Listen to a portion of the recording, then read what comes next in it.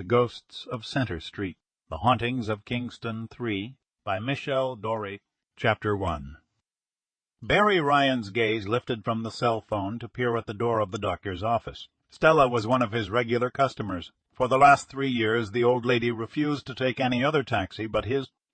The pace of the appointments had sure picked up in the last month. What used to be every few weeks was now every other day. He sighed and went back to peering at the phone. Stella was 86. So what else could you expect?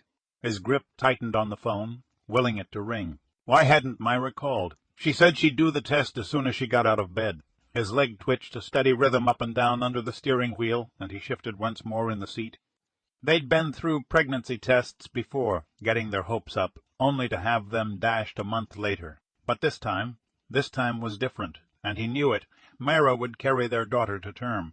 Yeah, and it was definitely a girl. Absolutely, unequivocally, a girl. He smiled, picturing the baby in his arms. Even though his touch told him what was going on, he still needed to hear it from the horse's mouth. He snorted. Better not let Myra know he was comparing her to a horse. She'd give him a sharp cuff upside the head for that. They had been waiting and hoping and planning just for this for so long. Hell, they'd been married for years, and Myra was getting nervous. 2 more years for her, and the big 3-0 would arrive. The apartment would have to go.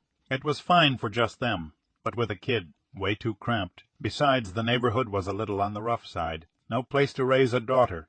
He jumped at the buzzing cell phone, and his mouth was suddenly dry. Hi. It came out as a hoarse croak. Hey, it's positive. We're going to have a baby.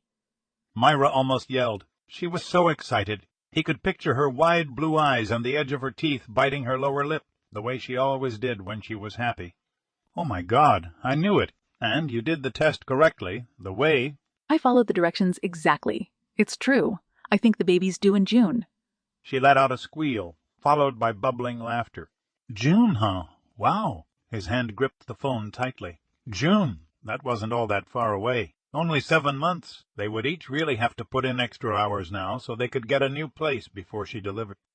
Movement to the side caught his eye. The door of the doctor's office had opened. Stella stepped out, and her back was to him when she turned to say goodbye to the receptionist. He did an eye roll and smiled. Myra couldn't have called 5 minutes earlier. Sorry, babe, I gotta go. My passenger's here. I'll call you later. Love you. He clicked the phone off and opened the car door, hurrying up the set of stairs. It had rained earlier, and with the carpet of wet leaves coating the sidewalk, it was more treacherous than usual for the old woman. Hold on! He took the last 2 steps in one bound, placing his hand under her elbow. When the frail bones in her arm pressed his palm, she seemed like a bird under the long dark coat. Holy doodle, it's a cold one today. Thanks, Barry, but I should be able to manage. Her steely blue eyes were framed by wrinkled parchment skin. Thin, bony fingers curled around the iron railing like a claw. No way, Stella. With the wind today, you'd blow away like a leaf. He tightened his grip as she gingerly descended the first step. What did the doctor say? You gonna live? Her eyes closed for a moment. Opening them, she gestured at the car. Let's skedaddle. She resumed maneuvering the granite steps silently. Barry's gut tightened, and he looked at her closely. Normally, there was a friendly banter back and forth between them when he asked her that. She'd always counter with a line about outliving the fool, doctor, but not today. That wasn't good. He opened the front door of the cab and held her arm when she turned to take a seat. Her legs above the clunky orthotic shoes were like twigs. The tan support stockings wrinkled at her ankles. She'd really aged in the last month. Forcing a smile, he shut the door and strode once more to the driver's side. When he got in, her head was turned away, gazing out the side window. He took a deep breath. It was worth one more try to cheer her up. Where to now? Not the Royal Tap Room again. You know, you can't spend every afternoon there, flirting with all the young stud muffins. He reached to tap her knee and grinned when she turned to face him. I'm your driver, not your bodyguard.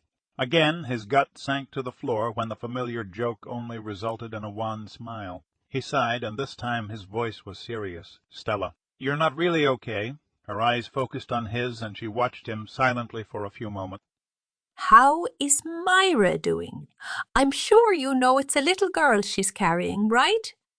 The look of surprise on his face must have been the reason that finally her lips twitched in a smile. She'd known. Hell, only he and Myra knew she was pregnant, and that was just confirmed 10 minutes ago. Everything will work out well. Don't worry, Barry. The money and the house will be there when your daughter arrives. And June, it's the best month of the year.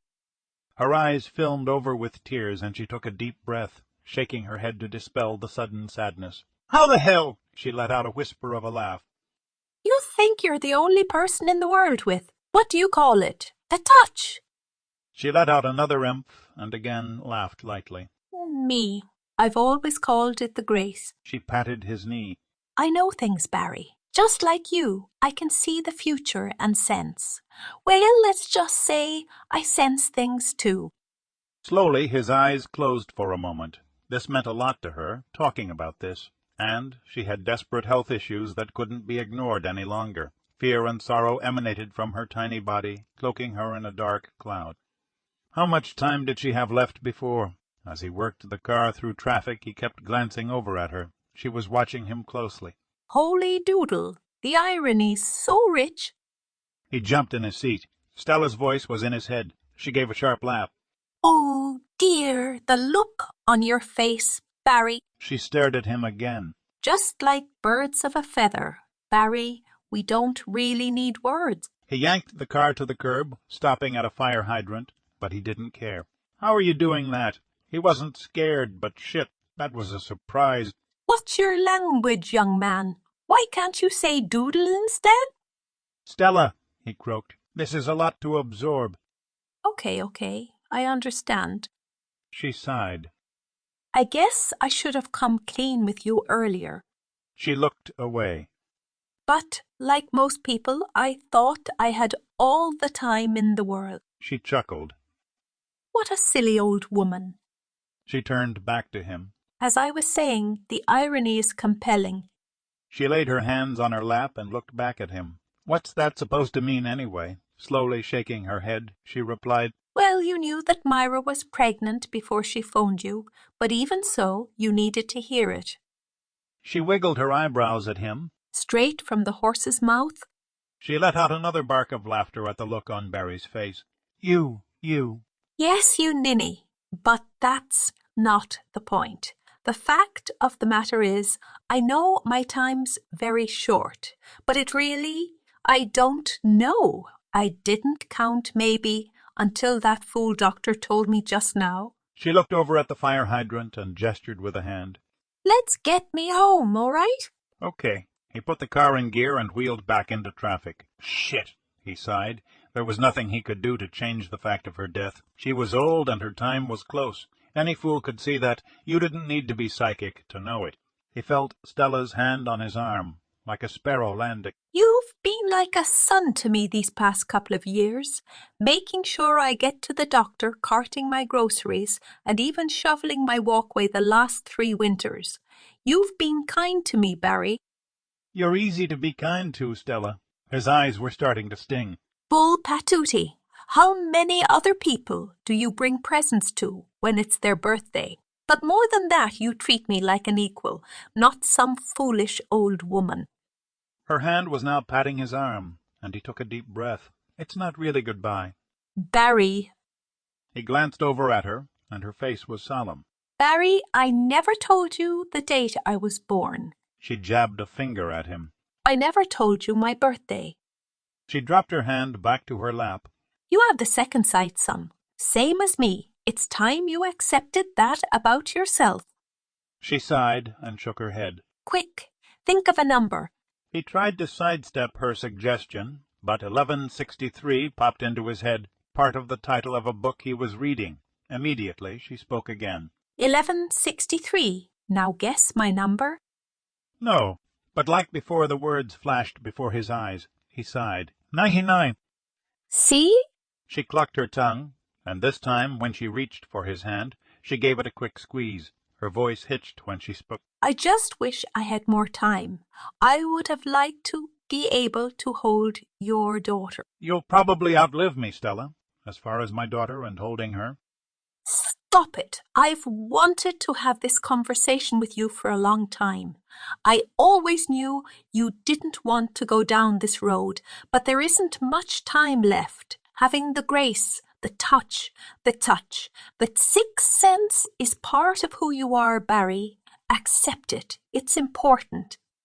Her blue eyes pierced through to his soul. He snorted once more, trying to make light of it and dodge this conversation. Not to me, it isn't. Being happy, not hurting other people, that's what's important. What happened to your mother wasn't your fault, Barry. Her voice was soft, and she reached over to squeeze his hand.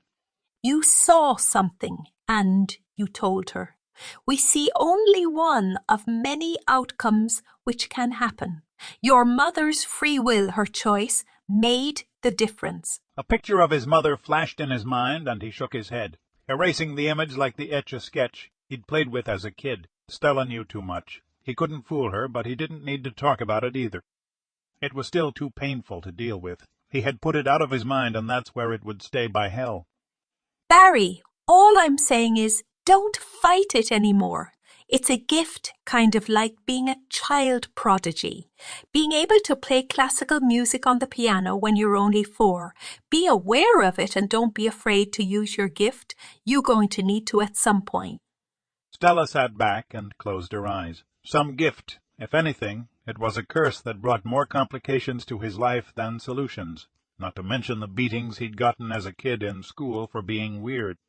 And the one time he should have used it, he didn't. He could have saved his mother, but instead kept his mouth shut. He sighed. Still, he liked Stella. He looked over at her, and his throat clenched, fighting tears that burned behind his eyes. There wasn't much time. She was going to die soon. The exact time was vague in his mind. It could be a week or even tomorrow.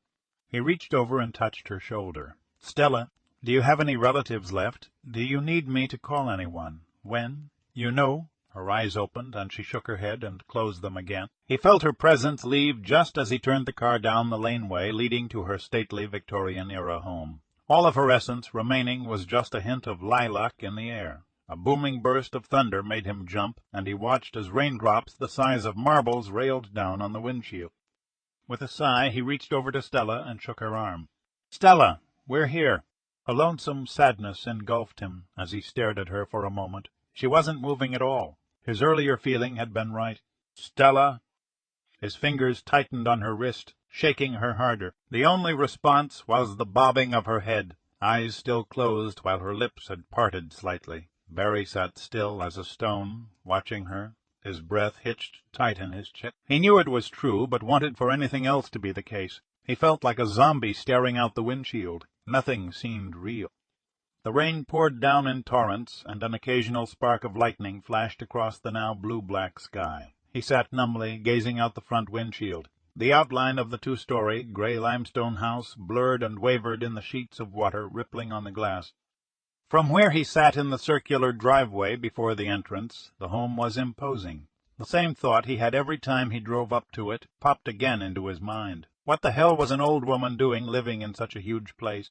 He looked back over at Stella's body and sighed. Well, not any more. He looked back to the house, unable to bear the ache in his chest, seeing her still body. Like dark eyes, the 2 windows on the upper floor peered down at him. When the lightning flared once more, there was a shadow of a figure in the one of them. It vanished along with the flash of light. Barry's head jerked forward, sucking in a gulp of air, staring up at the window. But as quickly as the image had appeared, it was gone, and only darkness showed in the glass. The hair on the back of his neck tingled, and his shoulders rolled in a soft shudder. He could have sworn that there'd been a woman in the window, and she'd waved at him. But Stella lived alone. When he turned to the old lady once more, curiosity mingled with the grief in his gaze. For all the times he'd ferried her around, he really didn't know much about her life. Stella Braithwaite, who was she? He only knew she'd touched his soul. Chapter 2.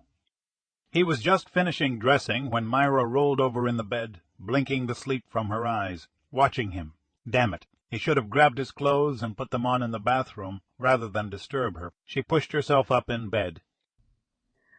"You're sure you don't want me to come?" Barry gave his head a small shake. "No, you stay home. It's going to be—" He shrugged, sad. He looked away. "Forlorn, actually. I don't think there will be any mourners besides me. And she was such a nice woman," he sighed. "You said her lawyer's going to be there, though, right?" He nodded. "Yeah, there's a will, and one of its mandates is that it's to be read on the day of her funeral." He gave a small smile. I guess I'm getting a bequeath or something from her. The lawyer said I was to be there when it's read. He stepped into the closet and grabbed his navy blue blazer and put it on. How do I look? Myra smiled. It shrunk a bit. Not too much, but it could use some taking out. He huffed, rolling his eyes. That's the cigarettes. 2 years off the butts. Actually, I really didn't put that much weight on. He brushed off his sleeve. Pretty fly if you ask me, and considering that I spend my entire workday on my ass behind the wheel of a cab, I look pretty good. Myra laughed. Yeah, right. Me kicking you out of the apartment every night to go for a half-hour walk has nothing to do with it. She lay back on the bed and pointed to her belly. Time for the checkup. No problem. He stepped over to the bed and laid his hand on her stomach. He smiled. She says, "Yo, Mama." Myra's eyes flew open wide. Really? She knows we're here. Oh, my God. He burst out laughing. No, I'm just kidding. She's asleep. She's pretty much always asleep. And even when she's awake, it's like she's dozing. Myra thumped him on the shoulder. Funny guy. You really got me. She sat up once more. I'm glad that you're using your touch again, Barry. It makes me feel good to know that you can sense her. He never told her he had sensed the previous 2 pregnancies that had ended in miscarriage. As soon as he felt Myra quicken, he knew those poor things were doomed. Instead, he nodded back at her. Yeah, well, this one's a keeper, and I don't mind getting to know her early on. Myra rubbed her stomach. Early on. That's an understatement. She cocked her head at him. You know it's funny. It's the first time since you told me about the touch that you've ever let me see you use it. I know. He sat on the bed and slipped his shoes on. Think you'll use it more? Her eyebrows bobbed high, and she grinned. You know, we can go to the casino and make a killing at roulette or something. He laughed. That has never worked for me. He spread out his arms. If it did, you think we'd be living in this dump. Since they found out about Myra being pregnant 2 days ago, their cozy love nest of a 1-bedroom apartment had become almost claustrophobic to him. They'd barely had enough money salted away to move into a nice 2-bedroom in one of the newer high-rises, and with Myra being 2 months along, he was going to have to drive extra shifts and stretch out his other days. She sure wasn't going to get much of a maternity leave from her job at the restaurant. Myra nodded. Yeah, I know. But still a gal's gotta hope, right? He patted her leg. We'll be okay. It's a pretty good life so far, isn't it? The last 8 years had been the happiest of his life ever since their first date. She made a face and shrugged. Doesn't suck. With a bark-like laugh, he rose to his feet, and with that glowing testament, I shall take your leave. Closing the apartment door and shrugging into his overcoat, the smell of cigarettes wafted in the air of the narrow hall and stairwell. They really needed to move to a new place soon. The cigarette smell was so wrong. Sure, he quit smoking, but there wasn't a day that went by that he didn't miss the old treacherous friend.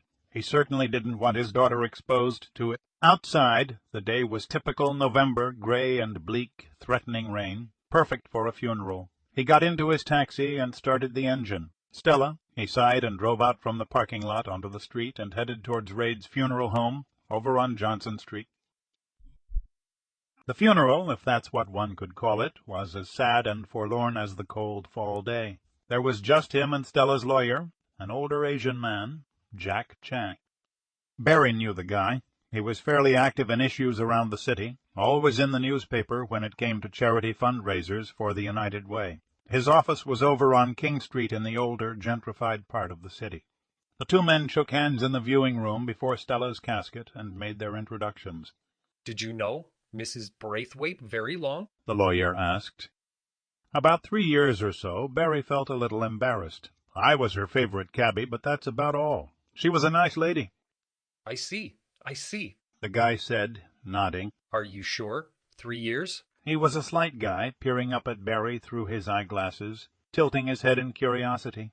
Yeah, pretty sure. Maybe a little longer. Barry shrugged. I've only been driving a cab for the last 4 years. Ever since those guys closed the old DuPont plant, you know? I see. Mr. Chang looked puzzled. What's the big deal? The expression on the lawyer's face had gone from curiosity to outright puzzlement as he stroked his chin. But no more than 4 years, correct? That's right. Barry put his hands on his waist, Chang looked down at his feet. Very odd. Hey, Mr. Chang, what's wrong? Nothing, I suppose. Chang shrugged. I'll explain after the services. You know we need to return to my office after the internment, right? Yeah, you told me that yesterday. Thanks for letting me know about the funeral. Barry held up a hand for a moment. By the way, how did you get my cell phone number to get hold of me? Chang tilted his chin at Stella's coffin. Mrs. Braithwaite stopped in my office the week before she passed away with the information. Oh, okay. At that point, the funeral director came into the visiting room. He introduced himself and told them that there would be no prayers, eulogy, or any such ritual. Messrs. Chang and Ryan were the only mourners expected per Mrs. Braithwaite's instruction, and when they arrived, they were to immediately proceed to the cemetery. That's it, said Barry. Sounds kind of cold, if you ask me. Those were her instructions, sir. The mortician said, holding out his hands, palm up. At least we can respect her last wishes, right? I guess. Barry stepped over to where the plain casket rested. He placed his hand on the burnished maple surface. If that's what you wanted, sweetie, it's fine by me, he said, patting it. Just for the record, I'm gonna miss you. His breath hitched. He really liked the old woman more than he knew until she died. God damn it. Watch your language, young man. His head jerked up, and he looked around. There was just the lawyer and undertaker standing there. He turned back to the coffin and said in the lowest of whispers, Holy shit! Barry, a little respect for the dearly departed. Say doodle. A tear formed in the corner of his eye when he heard the smile in that voice. Holy doodle! He turned to the two men. Okay, let's get this show on the road, okay? As they wheeled the casket to the waiting hearse, his heart was lighter. Later, at the gravesite, there were no prayers nor last words other than Chang saying, May she rest in peace. After the attendants lowered the casket into the ground, Barry took a handful of earth that was piled at the side of the grave and threw it in. Goodbye, sweetie. I'll see you around, big boy. He startled for a moment at her voice in his head. Then he and Chang headed to their cars. They would meet at Jack's law office for the reading of the will. When he got there, he noticed a guy in a dark overcoat step over to Mr. Chang at the entrance, extending his hand. Barry's eyes narrowed, watching the burly man talk at the old lawyer, his face flushed and angry, towering over the shorter man.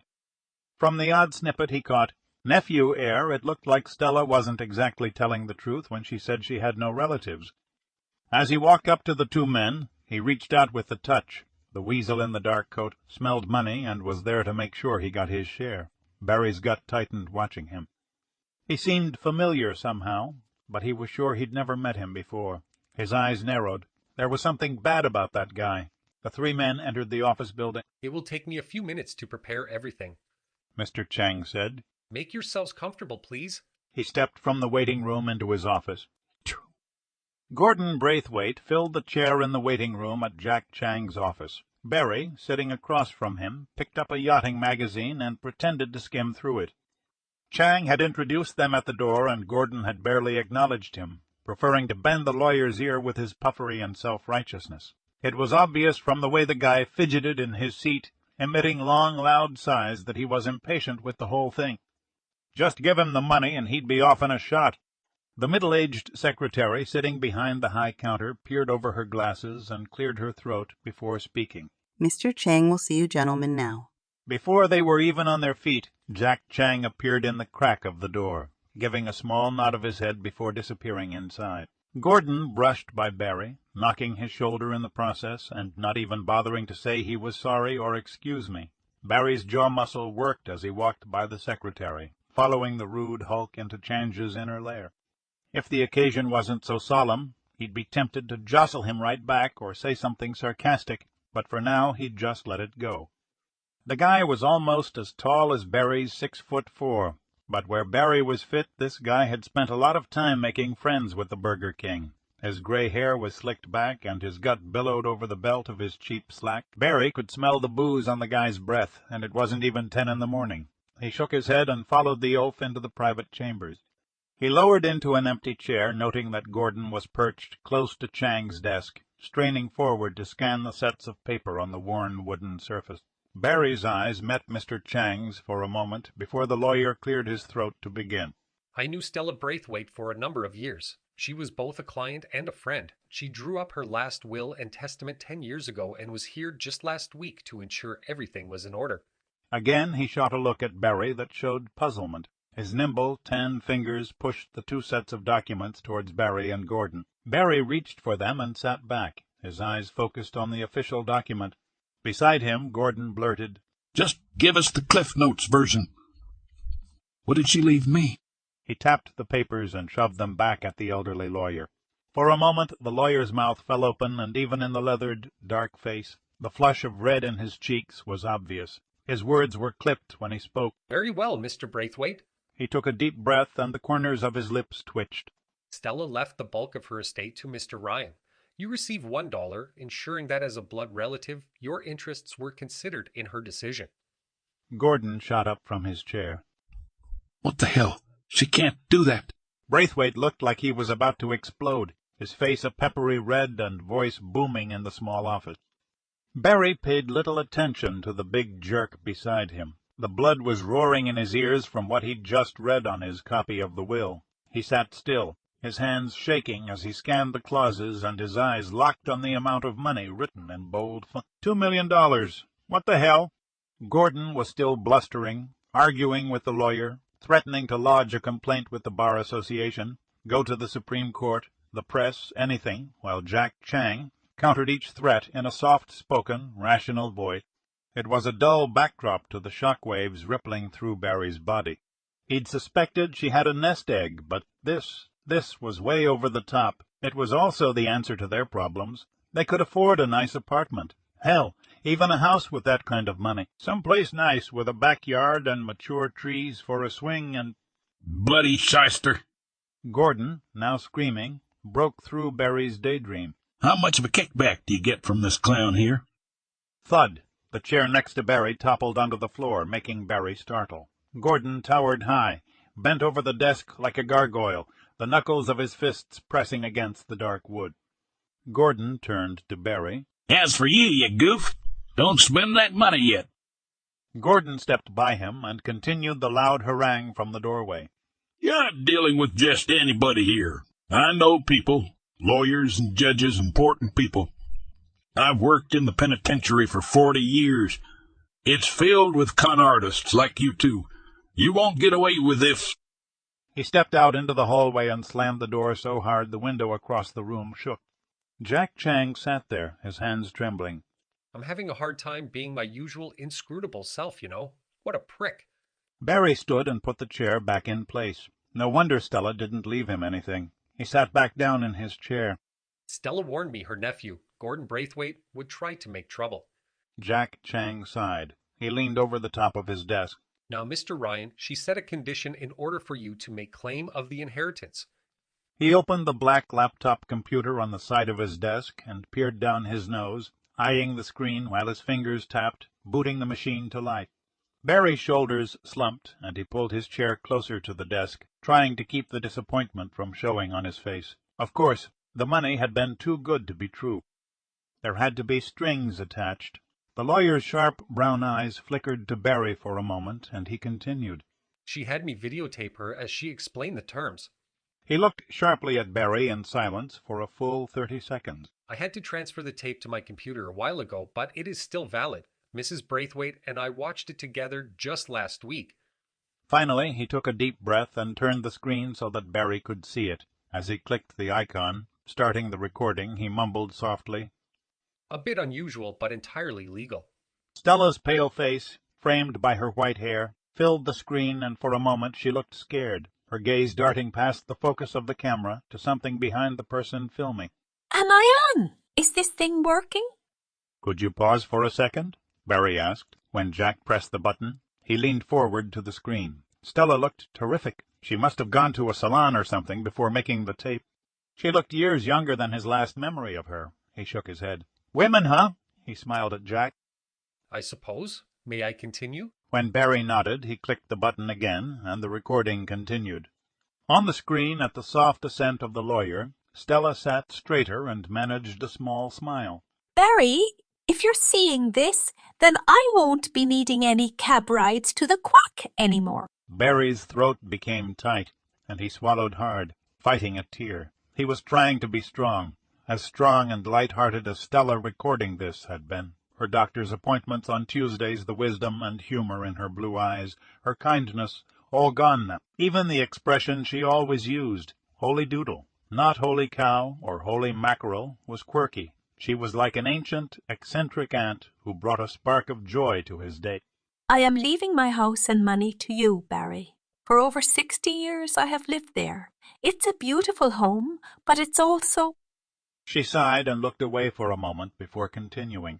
Also unique. I first came to live there when my aunt became ill. Aunt Evelyn had the second sight and she wanted me to continue living in the house after she passed. Her chin rose higher and a look of determination flared in her piercing eyes. It's imperative that a person with the sight live there.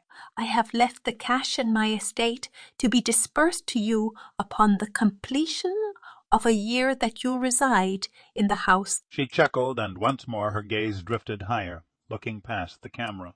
Listen to me. Oh, I'm starting to sound like a lawyer, Jack. You're a bad influence. The lawyer, sitting behind his desk, dropped his gaze and his hand rubbed the back of his neck. There was a small smile on his face. He was probably remembering the recording session with Stella. She'd been such a tease. In plain language, live there for a year and the money's yours. Barry, I'm confident that you and your family will be happy there. You won't want to leave, just like I never did. The house sits on very powerful land. She chuckled. Some would say hallowed ground, but I was never much into that kind of thing. Barry glanced over at the lawyer to see if he showed any sign of understanding. Hallowed ground. The lawyer shrugged and shook his head. Stella's voice continued, and Barry turned back to the screen. I can picture the bewildered look on your face and wish I were there right now to give you a poke in the ribs. Just trust me for now on this.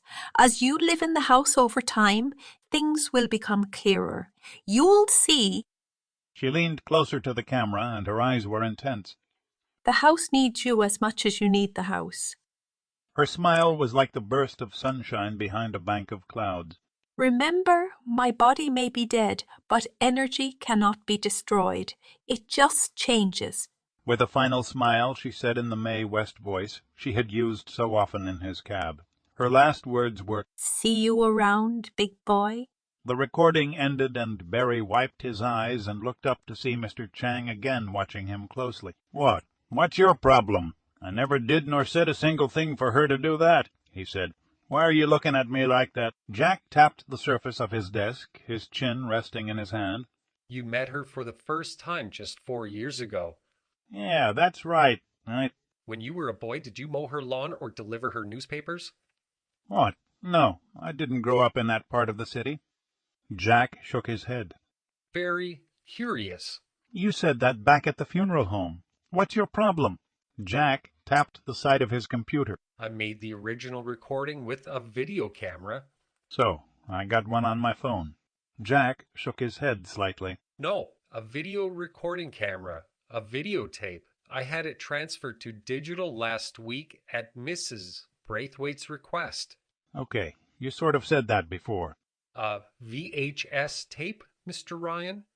I heard you the first time, Mr. Chang. Chang shook his head again. I'm not being clear because I'm so baffled. He put his hands on the desktop. That recording you just saw, I made it more than 10 years ago. Chapter 3. That same evening, Myra finished up her shift at the restaurant. It had been a busy shift, and she was beat to a snot. 2 months along in her pregnancy, and the baby was sucking energy from her like a vampire. She patted her stomach. Not that she was complaining. The tips had been good, and she had supper in hand. Nothing like an employee discount from working in a restaurant to take the edge off a hard day's work. She had sent Barry a text telling him she was ready to go home, but didn't hear back. Oh, Mayan. She hoped he wasn't on some out-of-town call. She didn't want to have to wait for the bus. The day was dreary enough. Cars whipped by on the street, busy with the usual crowd getting off work and hurrying home. She pulled her collar higher at the gust of icy air buffeting her face, and turned to stride down the sidewalk to the bus stop. Hey, Myra! Hearing Barry's voice, she spun around. There he was, leaned over the front seat of the cab, a big grin on his face, peering at her through the open passenger-side window. 8 years married, and still he was great-looking. Even with that broken nose he got as a kid, he needed a haircut. His brown locks were pretty tousled. Those pale blue eyes of his shone from his fair complexion. She once described him as having peaches and cream complexion, and he laughed at her for calling him girly. He was stopped in the street, blocking traffic and waving at her to get in. She grabbed the door handle and hopped in to escape the blustery day. After planting a big kiss on his cheek, she tugged the seatbelt over her. How'd it go today? Anyone else at the funeral? She turned to look at him, trying to read the expression on his face. The old lady's death had really bothered him, much more so than she would have expected, considering she was just a customer, even if one of his regular ones. Just me and the lawyer. Her only relative, her nephew, showed up at Jack Chang's office afterwards. Barry shook his head. What a total jerk, he snorted, and the car started moving again. Poor Stella. That's kind of sad. Myra wiggled her toes in her work shoes. She hadn't sat down for more than 5 minutes all day with the steady stream of customers. The rain and chilly weather helped keep the restaurant business hopping. Even though she had a great set of footwear for work, as good as any nurse's shoes, her feet hurt like hell. They were starting to swell a little, which was pretty early in her pregnancy for that. Thank God she grabbed dinner to go. She couldn't wait to get home and take a hot bath. When Barry changed lanes and flipped the turn signal on, she frowned. Where are you going? This is the opposite direction from home. I want to show you something. Barry looked over at her, his eyes shining with excitement, even though he kept his voice matter-of-fact. He turned back to the road, rubbing his hand up and down the leg of his pant. Under his crooked but cute nose, the corner of his mouth twitched. She had to smile despite feeling so weary. He was like a kid giving his dad a gift at Christmas, trying to keep a happy secret, but busting to tell it. Something good, I take it? She inhaled deeply, feeling a rush of love for her crazy guy. It depends. He turned, and the sudden seriousness in his eyes was a little unsettling. She decided to play it lightly, even though a pall had dampened her spirit. Depends on whether we can afford it. Depends on my mood, whether you'll get lucky tonight or... Shush! You'll never guess, so don't even try. He reached over and squeezed her knee, running his hand higher up her leg in the tan stockings. How was work? Make me some money, honey. Yeah, it was a pretty good day. Over $150. Joanne called in sick, so I was crazy busy. Her head bobbed forward when a thought from that morning hit her. What do you see the lawyer about? Don't tell me that old lady left you something. He pressed the accelerator harder when the light turned orange, getting through the intersection quickly. There was a smile on his face when he glanced over at her. Stella. Her name was Stella. He took a breath. I'll never forget her.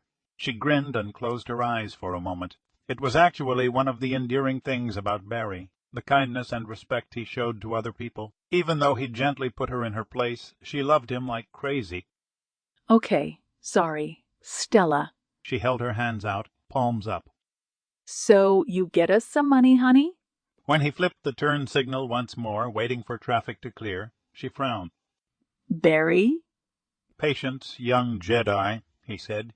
He was maneuvering the car up West Street. He went through the Queen's University campus and continued down Union Street, past the homes that doubled as student rentals and into a more genteel and older part of the city. Many of these homes had been built as single-family dwellings over a century ago. She looked out the window with a twinge of envy as they passed houses with circular driveways and attached garages. She didn't like to think about it, but the garages were twice the size of the apartment they lived in. Barry, she said, holding up the plastic bag with their take-out supper. Dinner will get cold, and it's your fave. Chicken marsala with shrooms. He glanced over. We'll eat soon. Don't worry. He gave her a cheese grin. That is, if you'll be able to eat. He turned the car down Center Street. Lake Ontario was just a block or two away. You want to eat outside by the lake? In this weather? Barry, do you have a screw loose or something? He ignored her and turned into a circular driveway, stopping in front of a 2-story limestone house. When he turned to her, there was a mile-wide grin on his face. Honey, we're home. Chapter 4. Myra stood in front of the huge building, her head tilted back, gaping at it. Since he'd made that announcement, she barely dared to breathe. let alone talk. Was she in some kind of dream? She pinched her wrist. Nope. Before her was a set of 5 steps that ascended to an expansive portico with a balcony railing on top. She knew that balcony would lead to the master bedroom. There, bedroom. The massive limestone walls continued past to a pointed arch which spread out to a hip roof covering the rest of the home, she supposed. At the top of the roof, not one, but 2 wide chimneys reached further up to the gray sky. Her gaze went to the left and right of the building, seeing the walkways that went around to the backyard. Barry's warm hand took hers, and they silently climbed the stairs to the entrance. He took a set of keys from his pocket and opened the door. It was a thick, heavy door, and in the center was a cut-glass window. Still wordlessly, they stepped into the foyer. She wrapped her arms around herself, numbly gazing around. The right of the foyer was taken up by a cherry-wood entryway bench that was longer than their living-room sofa. On the left, a boot-rack, hall tree, and umbrella stand were placed. The foyer was bigger than their bedroom. Myra turned to her husband to see him smiling down at her. She turned back and stepped into the main hallway. Enormous rooms to her left and right, each one larger than their own apartment, bracketed a wide central staircase that would lead up to even grander and more spacious rooms than she'd ever stepped foot in. She turned to Barry again. She gave this to you. He nodded with a grin. To us, honey. That whole marriage thing, you know. No more Montreal Street? She saw him nod his head. No more hookers walking the stroll on Friday and Saturday nights. No more listening to foul-mouthed fights in their building on the weekends after the social services checks came in. No more hallways stinking of cigarette smoke and someone's meal. Barry nodded as if he'd heard her thoughts. That's right. None of it. She reached out to him with one hand, the other holding her tummy, and burst into tears. Barry held his weeping wife, and his shoulders quaked as well. As she emptied out the shock and surprise, he looked around the house. He had never been past the foyer. Glancing over to the coat-rack and bench, he saw Stella's heavier brown coat and boots already placed neatly in anticipation of the coming winter. His chest tightened. He would never see her in those things again. It took Myra just a minute to collect herself. She took a deep breath, tilted her head up at him. Stepping away, she tugged him by the hand. Let's check this place out. Her tears gone, her face was now a huge grin over her Betty Boop blue eyes. Stepping into the hallway, Barry took a sniff of the air. There was an ancient smell of lemon wax and old books, kind of library smell. It wasn't unpleasant, just kind of different from what he would have thought. He gave his head a small shake. Hell, what had he expected? What was a house of power supposed to smell like? When he stepped on the wooden floorboard, it groaned in protest, as if mourning for Stella's lighter footstep. Myra let go of his hand and skipped into the dining room. When he followed her through a wide archway, she stood staring at the huge dining-room table, piled high with books and papers. She picked up a book and looked over at him. Stella liked to read, didn't she?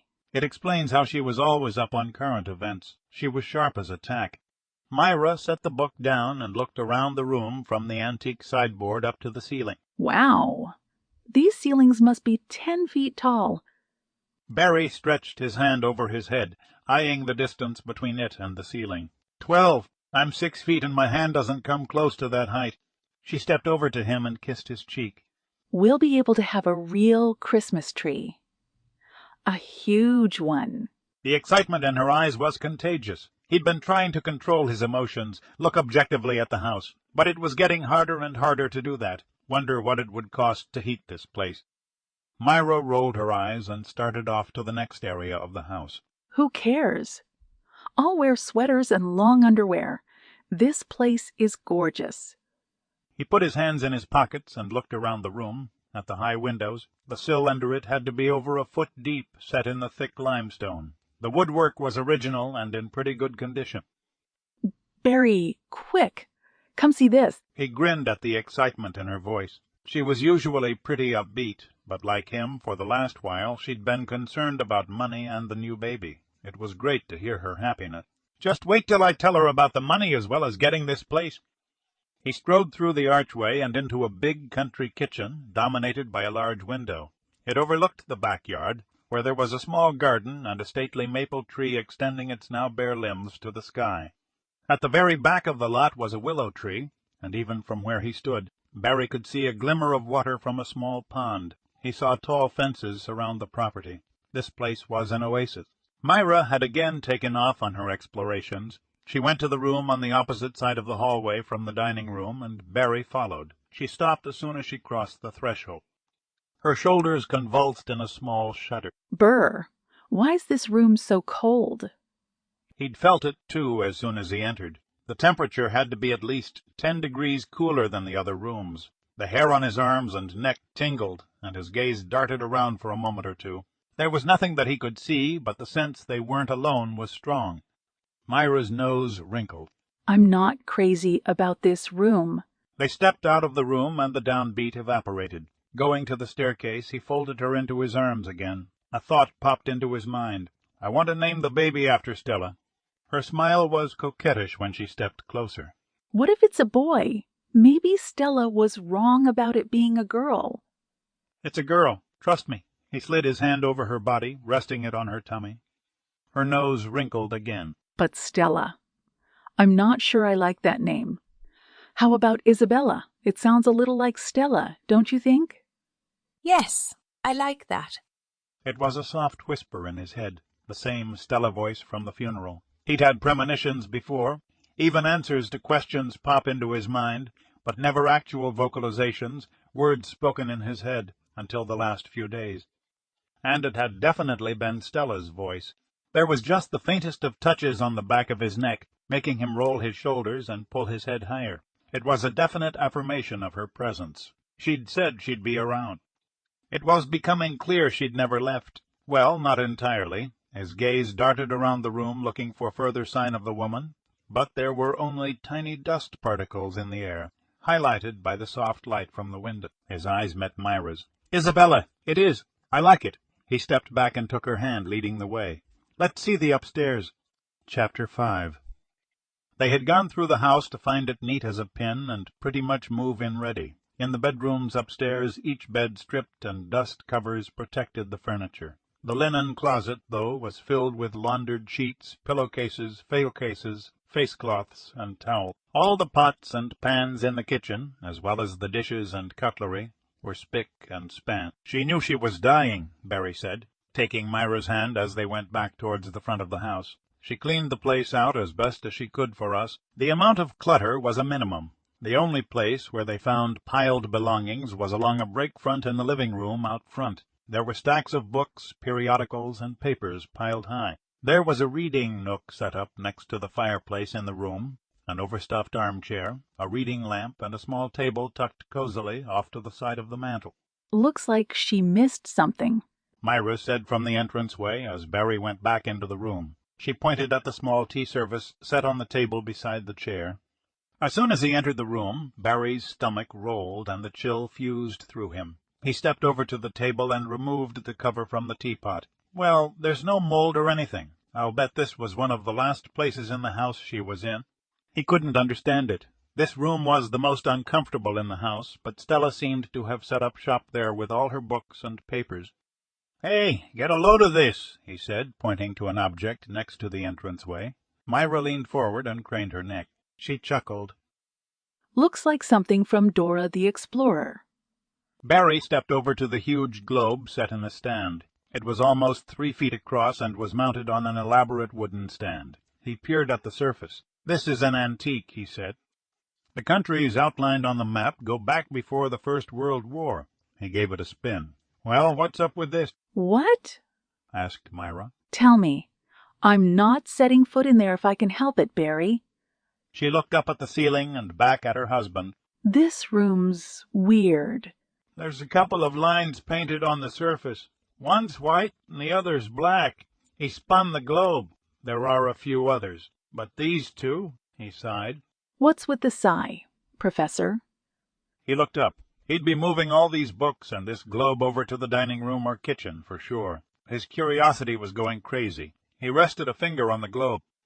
The black and white lines. They intersect right where Kingston would show on the globe.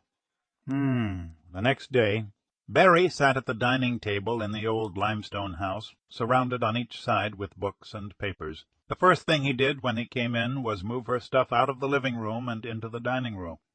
He'd tried sitting in Stella's old chair in the living room, where the books were set out, but somehow it didn't feel right. The chair was comfortable enough, but the room was cold, and his stomach tightened into a hard lump when he was in there. Plus, the feeling that he wasn't alone when he stood in there made his skin tighten and the hair on his arms prickle.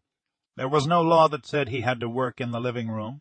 It would be a slog going through all of it, but there was no way he wanted anything that might have been meaningful to Stella, or even now to him and Myra, going to a thrift store. The previous night, he and Myra decided that they would take up residency as soon as possible to get the clock ticking for the money and deed. She was at the apartment sorting through stuff for the big move. He had begged off so he could come back here alone and sort through Stella's stuff. He wimped out, telling Myra about what Stella had said about the house in the video. They both had a laugh about how they'd have to feng shui in the living room, and he left it at that. A crappy front room in a house this huge was no big deal, right?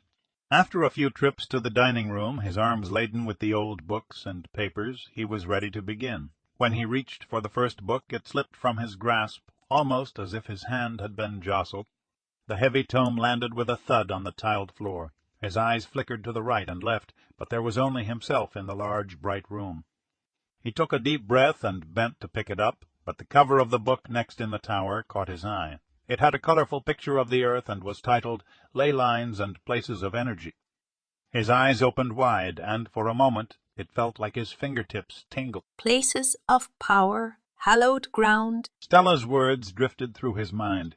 This was one that he'd need to read. The tower of books next to him was huge, and he let out a slow sigh. There were so many to go through, and it was late in the day. He started to set the book into the keeper pile, but his hand came to a halt.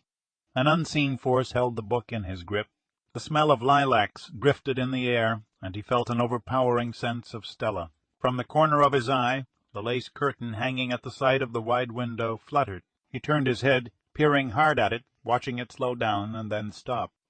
There was no doubt he was meant to read that book sooner rather than later. His thumb slid over the edges of the page, and, closing his eyes, he flipped the book open somewhere near the middle of it. If Stella wanted him to read a certain section, then the randomness of finding it like that was as good a way as anything else.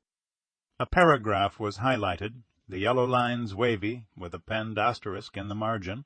That a grid of magnetic energy lines circle the Earth.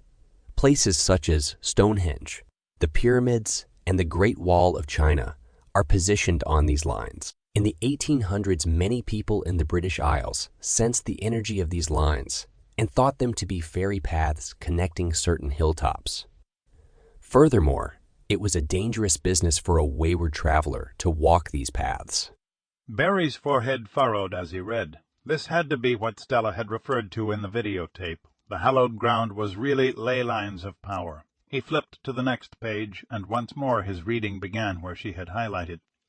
More spiritual and paranormal activity is said to occur on these lines, with the power amplified where two ley lines intersect.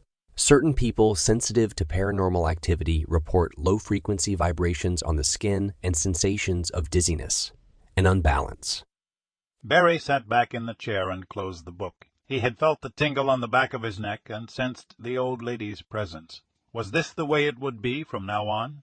If what he'd just read was true, Stella had known and chosen him over a blood relative to live in this space, a house centered on a ley line. There was more to this than she'd let on. Why did it have to be someone with the second sight who had to live there? He stood up and plucked the package of sticky notes from his shirt pocket, peeling one off and placing it on top of the pile of books. He'd keep these books and go through them later when they moved in. He'd have more time then. A thud from the living room made him jump. Shit! It had been really loud. His heart beat harder as he strode through the kitchen and library to enter the dimly lit front room. Everything looked the way it had when he'd left it earlier.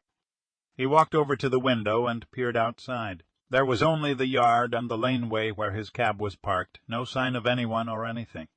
Next to the car was an old apple tree, the trunk gnarled and twisted, bare of leaves, but his eyes opened wider when he looked closer and saw the flock of crows crowded together on every branch, their beady eyes watching him.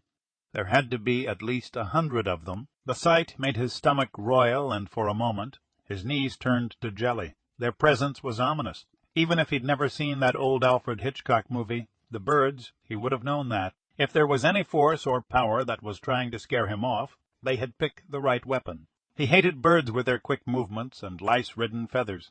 He was even repelled by the colorful ducks and swans that swam along the city's nature trail.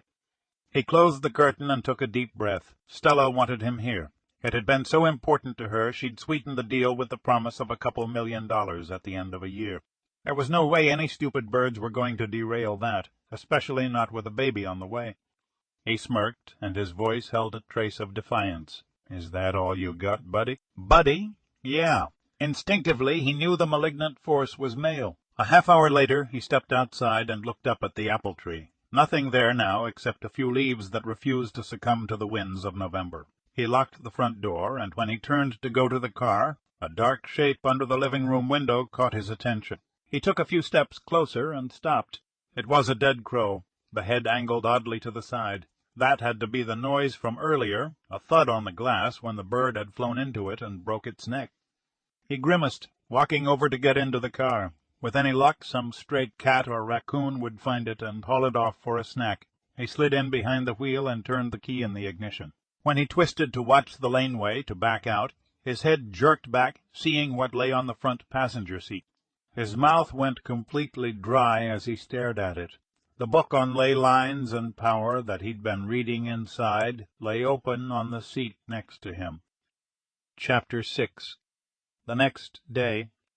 When Barry wandered into the master bedroom, Myra was bent over, tucking the sheets under the mattress. She was a petite sprite with strong and shapely legs, a fact that the tight black leggings did nothing to hide. Sunshine through the window highlighted the reddish glints in her hair when she straightened. She looked over her shoulder at him and cast a grin. "Enjoying the view, Barry?" She flipped her honey-blonde hair and batted her big blue eyes. He stepped over to her. She wasn't runway model gorgeous, more movie star striking. There was something about her that made people react and do a double-take when she walked into a room. It was the confidence in her wide-set large eyes, or maybe her rich, full lips twitching in a smile that bordered on sassy. He shook his head at the number of times guys had given him the way to go bud-nod in bars when they were dating. "You're not done in here yet." He ducked to the side, dodging the pillow that she hurled at him. "What do you mean? I'm not the lazy lout standing around gawking, watching me work." She laughed when he stepped towards her, scooping her up off her feet, the two of them falling onto the mattress. He nibbled the hollow of her neck, a spot he knew she found both ticklish and erotic, breathing her floral-scented skin. His hands pinned hers to the bed, and he continued kissing her. She nudged her head against his. "Barry, stop. Your father and my brother are downstairs moving stuff into the house. What would they say if—" I know. You're right, but I can't help myself." He laughed when her leg lifted high enough to kick his butt with her heel, all the while squirming under him. "Seriously, Barry, stop." But her narrow eyes and wide grin were anything but serious. He released her hands, and his fingers slid down her arm to come to rest on the soft, flannel-covered mound of her tummy. "I love you, Myra. It's really starting to sink in. We have a home." He shifted, and his face was poised above her tummy. "Isabella, it's your daddy talking here. Do you think Mommy should quit slacking off and lying around in bed?" Myra gave the back of his head a sharp cuff. "Isabella's on my side on this one." She giggled. "She knows the hand that feeds her." He scoffed. "Your hand?" "Actually, it's the placenta. Then it will be a breast." "Him," he said, diving again. "Stop it." She slapped the back of his head. "There won't be any hand feeding Isabella for quite some time. For now, placenta. Remember that, smarty pants?" He looked up at her. "Placenta. Also called the afterbirth. You know." He blanched and sat up on the bed. "Super. Ugh!" She laughed. "Some cultures feed it to the mother, you know. In fact, most mammals, when the female gives birth, eat it afterward." "Stop!" She leaned into him. "Come on, Barry. This is Bio 101 and Anthropology 101. She popped him on the shoulder with a fist. In fact, some cultures make the father eat it to regain his potency, which he lost when he made the baby." Barry stood. "I'm gonna be sick here." Myra lay back, laughing. He sighed and shook his head. "Guess I'd better go downstairs and help out." Before he went through the doorway, he turned and winked at her, speaking softly. "But tonight, my dear, we christen the house, if you know what I mean." His feet beat a fast staccato on the stairs and down into the front hallway. A gust of icy air blew in from the open door where his father and Myra's brother, Tony, were carrying a golden pine desk into the house. His father's dark eyes looked over at him. I think we'll get snow later today. I don't like the looks of that grey bank of clouds on the horizon. The older man's fingers looked cold and stiff, hooked on the edge of the desk. "Arthurites making a visit, Pop?" Barry asked. Dad let his end of the desk drop down and rubbed his gnarled hands. Just a bit, yeah. Barry watched his father. The man was barely 60, but had really aged in the last few years.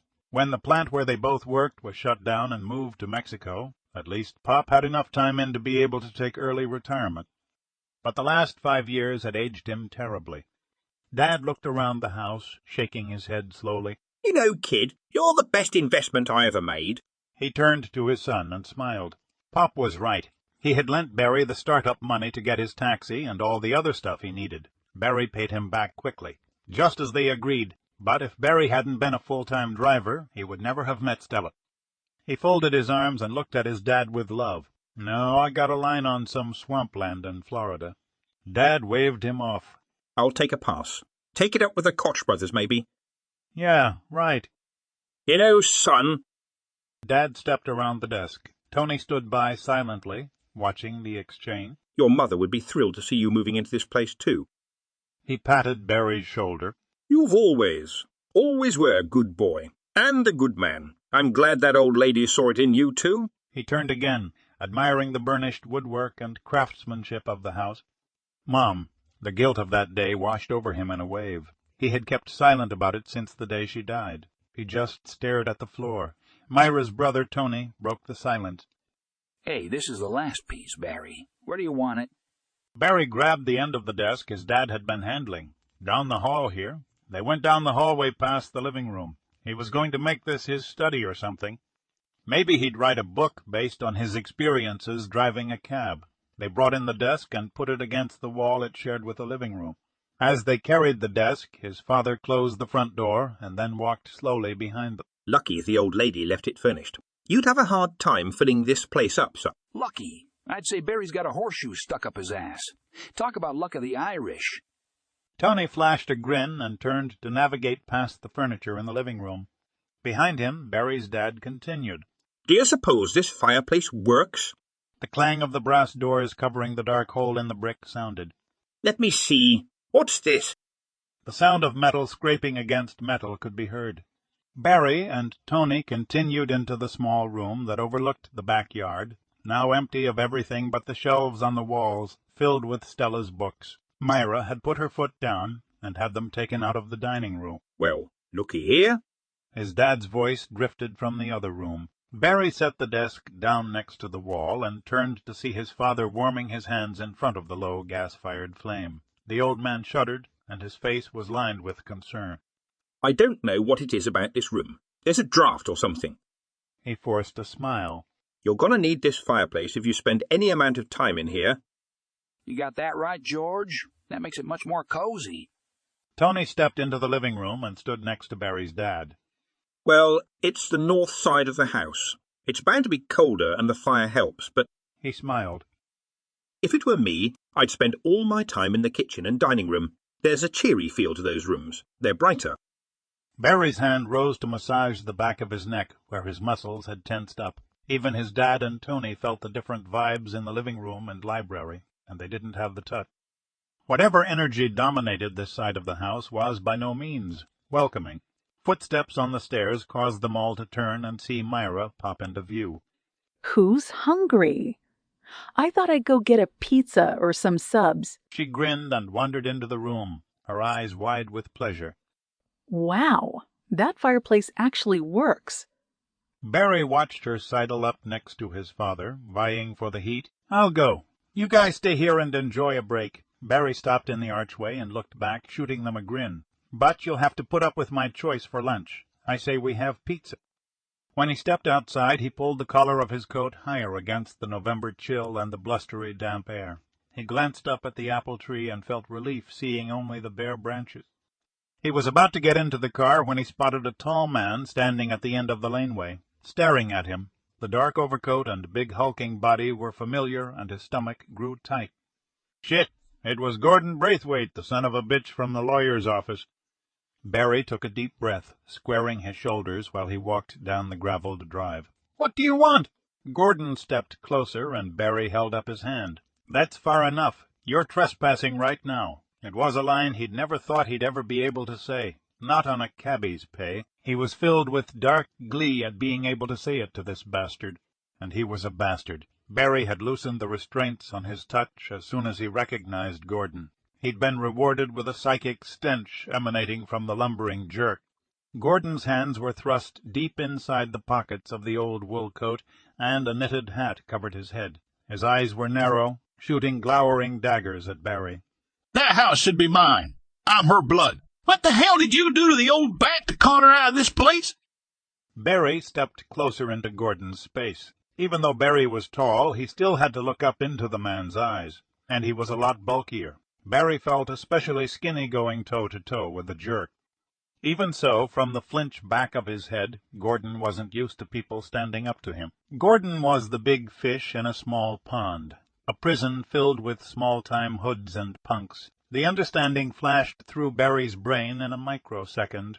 Gordon was a bully through and through. Barry's voice was an ominous hiss. "Get lost, jerk! If I catch you lurking around here again, I'll call the cops. There would be times that Myra would be at the house on her own and this thug—" "Oh, my God!" Barry faltered a step backward as a picture of Gordon beating Myra, dragging her by the hair on her head, flashed in his mind. She was a matchstick compared to this monster. And the jerk had no right being there, spying on them while they moved into the house. A blast of icy wind blew Gordon's knit scarf up, slapping against his jowly cheeks and eyes. For a moment the old hulk faltered. Barry's eyes opened wider and his body tingled. His eyes focused on the waves of sickly pea-green emanating from Gordon's body. It pulsed and hovered, making Gordon's face grow dimmer in the sickening hues. Barry gasped. He knew he was seeing this guy's aura, even though he'd never seen an aura before. He clenched his fists and growled at the man. "Get in your car and leave here. Your father and his brood were cut off from Evelyn's estate years and years ago. You have no claim." As soon as the words were out of his mouth, Barry's head jerked back. What the hell? He didn't really know any Evelyn or anything at all about Stella's family. Where had that come from? But he knew he was right. His words also knocked the stuffing out of Gordon. For a moment his mouth fell open and then snapped shut. His eyes were narrow and spittle formed in the corner of his thick lips when he spoke. "She told you that." "Lies. All lies. The old bat was senile and you played her. Jails are filled with con artists like you." But Gordon had stepped back and was turning to go back to the street even as he spat his insult.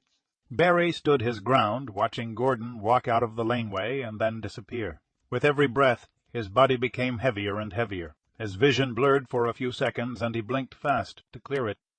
The surge of energy was gone, replaced by a heaviness weighing his muscles down. He turned and walked back down the laneway to his cab. The screech of a bird overhead made him startle and look up. There in the apple tree, a lone crow, black and shining as obsidian, flapped its wings, its beady eyes watching him with malice. Chapter 7. 2 weeks later, Myra took the pot off the stove and glanced out the window over the sink. The snow was still falling in fat, sleepy flakes, blanketing the backyard in a pristine slumber. She poured the ginger tea mix through a strainer, taking a deep breath of the spicy steam to clear her sinuses. She picked the mug up and wandered over to the old wooden table to take a seat there. Much as she hated being sick and missing work, the moment was comfortingly self-indulgent, relaxing in the quiet of their house. The snowstorm just added to the sense of cozy hibernation. Now, if only Barry didn't have to drive that day, ferrying Christmas shoppers or people not wanting to drive the snow-covered roads.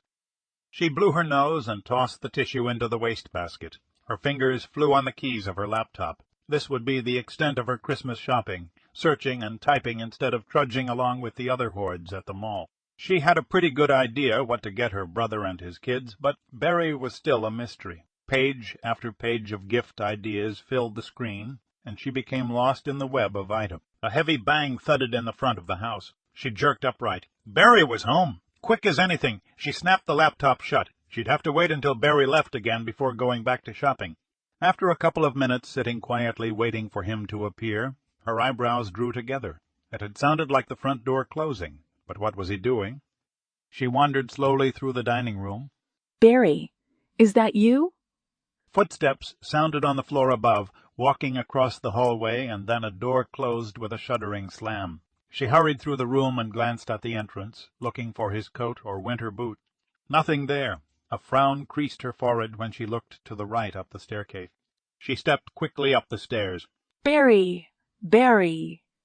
There were 4 rooms on the upper level, a large master bedroom taking up most of one side of the house next to the bathroom, while 2 smaller bedrooms were on the opposite side. The doors to the small bedrooms were always shut to conserve heat, but the master bedroom and the bathroom door were open. She peeked into the bathroom, only to find the room empty save for the clawfoot bathtub, toilet, and pedestal sink. Pulling the heavy fleece bathrobe snug to her body, she stepped into the bedroom. The whimsical, crazy patchwork quilt on the bed was a sharp contrast to the deep unease that was settling in her chest.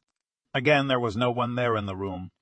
She stood silently, looking around for any sign of what had caused the thud. But really it was the footsteps that really creeped her out. Who was up there? Her heart raced fast in her chest. She should call Barry, but the cell phone was down on the kitchen table. Her breath was ragged in her throat, and she clutched the robe even tighter still. After risking a peek out the crack of the bedroom door, she raced down the stair and into the kitchen. Her hand shook, clicking the phone on and tapping his name on the contact list. She gripped it tightly in her hand, cursing as the ringtone buzzed once, twice, in a steady rhythm. There was no way she was staying in the house, not if someone was upstairs hiding. She raced to the front hallway and thrust her feet into her winter boots. "Hello?" finally, he answered. Barry, I think there's someone in the house. I heard footsteps upstairs. Her words were rushed, trying to hold the phone to her ear and shrug her arms into her winter coat. "I'm 2 minutes away." Hurry. I'm going outside and walking to the street. I'll watch for you. She clicked the phone off, and her hand was aflash, pulling the front door open and striding out. In the stillness of the snow, it seemed surreal, her feet plowing briskly through the drifts up the laneway. Had she really heard someone, or could it have been something outside? She shook her head. No way. That was definitely someone walking across the second floor. She was physically sick, not mentally sick, and even that was just a cold. After a few minutes, she was on the sidewalk, looking back at the house for any sign of life, any movement in the window. Cars driving slowly by on the slippery streets made the falling snow swirl around her body, almost obliterating her view of anything but whiteness. At the sharp blare of a car horn, she turned and saw the white cab lumber slowly into the laneway. When he stopped, she pulled the passenger door open and stepped into the warm interior. "You okay?" His eyes were wide with concern, peering at her. I'm fine. Scared as hell, but I'll survive. Her heart still pounded hard in her chest, and she tried to catch her breath. It sounded like the front door closed, and then there were footsteps upstairs. I thought it was you. When I went up, I checked our bedroom and the bathroom. Not the other 2 bedrooms, right? His face was a mask of worry mixed with anger. Are you kidding? No way. She shook her head. This was too much for them to handle alone. We should call the police. He looked to the side at the drifts of snow mounting higher in the driveway. Were there any footprints in the snow when you walked up the lane? She'd been so scared. She'd never thought of that. Were there any other marks or footprints besides hers? She couldn't be sure. But even so, maybe the prowler came around the house from the backyard. Barry, I'm scared. We should call. No, I know what the problem is. He sighed and put the car in gear, inching slowly up the driveway to the house. He clicked his seatbelt off and turned to her. "Stay in the car." No way. I've got my phone and you're not going in there alone. I'll stay by the door with my finger on 911, ready to press it. She opened the door and looked over at him after she got out. What do you think it is? He looked uncomfortable, looking down at the ground for a moment, and then he let out a long sigh. His eyes met hers. The house is haunted. Chapter 8. It didn't register with her at all. She looked up into his eyes as if he had just spoken in Klingon. The you is what? Shit! This wasn't going to go well. At all. The house. He dropped his head and stared at the toes of his boots. It sort of haunted. Myra grabbed his open coat. Barry, this isn't funny. There's a burglar upstairs? With a scoff, she let go and went to her phone. pressing buttons. I'm calling the cops. No, Myra, they'll think you're crazy, he said, keeping his voice calm. She stopped what she was doing and looked up at him. I'm crazy. You're kidding, right? I heard someone break in and go upstairs. You're the one saying Casper's come for a visit? He put his arm around her and turned her towards the driveway and street beyond. With his other hand, he pointed. Look, there are your footprints going out to the sidewalk. He moved his finger. Those are the only footprints. She looked up at him again. You're serious? The shocked look in her eyes told him he'd really screwed up. He should have told her everything about the house earlier. It was just that he'd wanted this so badly, and he thought he could handle it without involving or upsetting her. I didn't think you needed to know. You never thought I needed to know. Her jaw thrust forward and her lips pressed tight together. She huffed a loud breath that plumed before her face in the frosty air, hiding it for a moment. Myra, I'm sorry. I should have told you. The thump of her fist giving him a hard swat on the arm was well-deserved. Asshole. I was scared shitless earlier. She shook her head and looked down at the step. Frig, I'm still scared. But now I know it's just... Her fingers made quotation marks next to her face. Ghosts. Something you didn't think was important enough to mention. He dropped his head again and scuffed some snow with his toe. I'm sorry. Whose ghost? Barry? She slapped at his chest again. Was someone murdered in this place? Is that why the living room feels so weird? He lifted his head and stepped to the door to pull it open. How could he have ever thought he'd be able to keep something like this from Myra? She was smart as a whip. She could finish a crossword puzzle in 10 minutes, while he struggled to get even the first clue. Let's go inside. It's freezing out here, and you've already got a cold. He lifted his hand to guide her inside, but she brushed it away like a net. Don't touch me. She slipped by him and ripped the winter coat away from her body. He just barely missed getting hit on the shin by one of the boots she kicked off. Wow! He'd never seen her this mad at him. His stomach slumped lower to the floor, watching the whites rim the blue of her iris. She was scared, too. He held his hands before him and looked softly at her. Stay here, Myra, while I check this out. We'll talk afterwards, I promise. He slipped his winter boots off and ducked into the living room to get the iron fireplace poker. Better safe than sorry. But it wouldn't be a person. Well, a physical person anyway. He'd bet his life on that one. Myra stood with her arms crossed over her chest near the door, but she purposely kept her eyes from meeting his gaze. He took the stairs 2 at a time, brandishing the poker like a sword before him. When he reached the top step, it was just as she'd said. The doors to the bathroom and their bedroom were open, but the other 2 doors across the hallway were shut tight. The hair on the back of his neck rose, and he felt a chill when he stepped forward to the first bedroom door. But what he saw made his eyes pop wide. His hand hung frozen in the air as he watched the knob turn all on its own, slowly making a low scraping sound. He pulled back, and when the door whooshed open and banged hard against the wall behind it, he almost jumped out of his skin. Myra's voice broke the silence. Barry, what's happening? Her footsteps pounded up the stairs, and he spun around to face her. Stay there! He stepped into the room, and his breath formed a white vapor. The room was way too cold. They'd closed it off to save heat, but this chill was like stepping into the vegetable room at Costco. His knees started knocking as he looked around the room. The thought of going past the bed and inspecting the closet made his skin crawl. Somehow he knew in his gut that the room was like a black hole in space, threatening to suck the life, force, and energy from his body. He shouldn't be in there. He took a slow step back, inching towards the door. Don't be afraid. You are stronger. Stella's calm voice in his head caught him by surprise. His eyes darted back and forth around the room. Stronger than what? He took a deep breath, and, feeling just slightly more confident, he edged forward again. At the sudden light to his left, he almost cried out. His mouth fell open, seeing the flickering band of light under the closet door. What the... He grabbed the door handle and yanked it open. A bare light bulb hung from the ceiling, flashing erratically, the sparks of light losing the battle with darkness as it burned out. He reached to pull the chain attached to the fixture, extinguishing the last glimmer. Every muscle in his body was alert and energized, his movements stiff when he shut the closet door. He turned and gasped, coming to a complete stop. A shimmering shape hovered next to the window. He blinked a couple times to clear his eyes, making sure the afterimage of the light wasn't playing tricks with his vision. The image was of a young woman in a dark dress with white lace at the cuffs of her sleeves. Her eyes were blue, dish-white, and her face was pale and ethereal. She nodded to him and, without a word, lifted a translucent hand. The lightness of her being turned shades of pink and blue and then faded from sight. Like the day that Stella had died, was this the woman in the window he'd seen? Yeah, it had been this window. Stella's voice was in his head again. Be at peace, Barry. Evelyn's with us as well. Who the hell is Evelyn? His voice came out in a soft whisper. There was something there.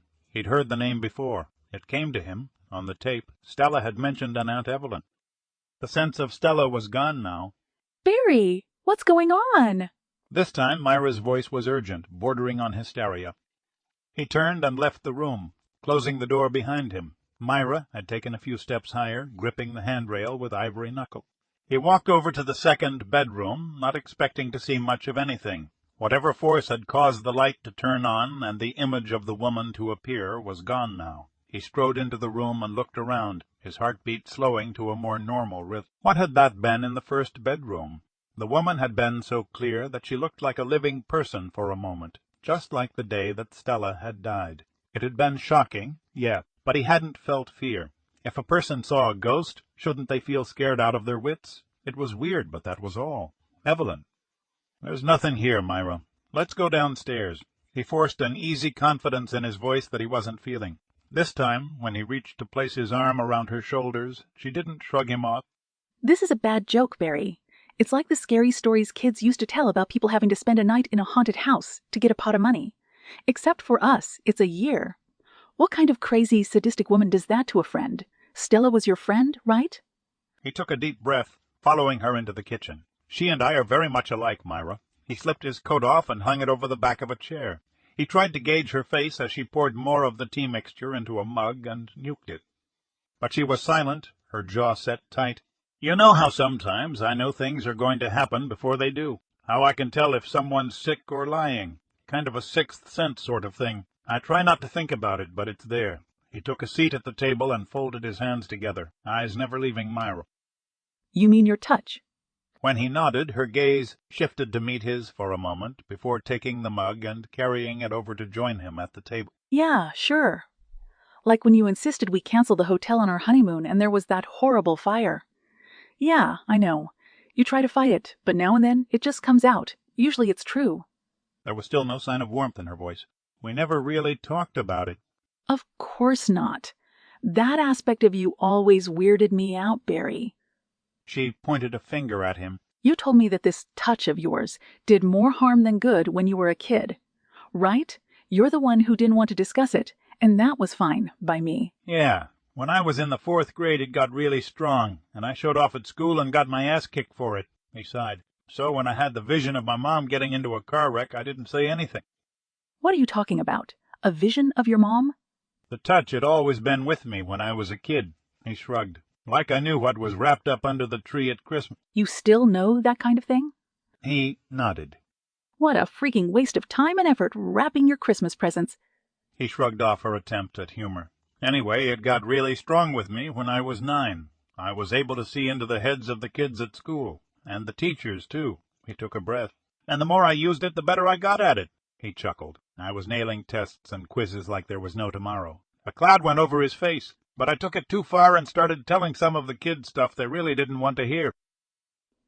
Like what? Just stupid kid stuff. Jane Carmichael enjoyed teasing her sister's cat. Joey Waco's grandmother really didn't like him. His voice faded, and then I told Phil Walsh that he liked guys instead of girls. Oops.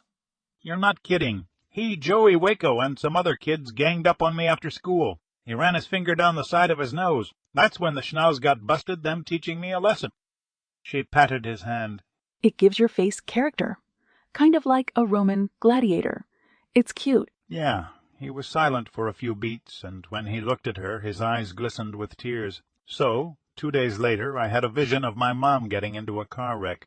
He looked down, and that time I didn't say anything. I wimped out 'cause I didn't want to get in trouble. Barry. When his head shot up, she said, You were 9 years old and you had just been beaten. Savagely beaten. You had your face kicked in because of these visions. Of course you'd keep quiet. But she died. Myra stood and put her arms around him. cradling his head to her bosom. Barry. Barry, maybe it was her time. She held him as his shoulders heaved, and he sobbed out old grief. It was not your fault, she repeated softly. When he collected himself, Myra poured him a cup of tea and sat across from him at the table. So, what are we doing here, Barry? Why did Stella leave you this house? What's really going on? He looked around the kitchen and felt the tension in the back of his neck fade. Whatever energy field was in this room, it was positive. Everyone who came into the kitchen felt lighter, more relaxed. It was the best place to have this conversation with Myra, that was for sure. He took a deep breath. Stella saw the touch in me. She has it too. Had it, you mean? He gave a quick smile. Not exactly.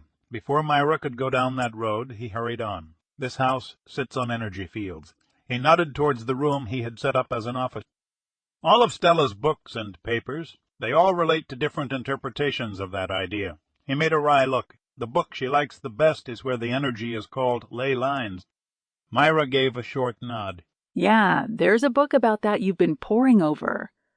He nodded. So, what are they? I'm not exactly sure. Stella told me that the longer we live here, the clearer it will become. Barry, you gotta come up with something better than that. It's not just about you or me now. He held up a hand. I know. Let me tell you what I know, and I'll tell you what I think, okay? She pressed her lips together and nodded at him to go on. Okay, the best I can figure out is these lines are positive and negative in nature, and they circle and surround the Earth. Things go along pretty much okay when they're in harmony, but there's a couple of things. Wait, what do you mean, positive and negative? He shot her a look. Light, dark, love, hate, good, and evil. Those are the best approximations we have as humans. He held his hands out, palms down, and laid the edges next to each other.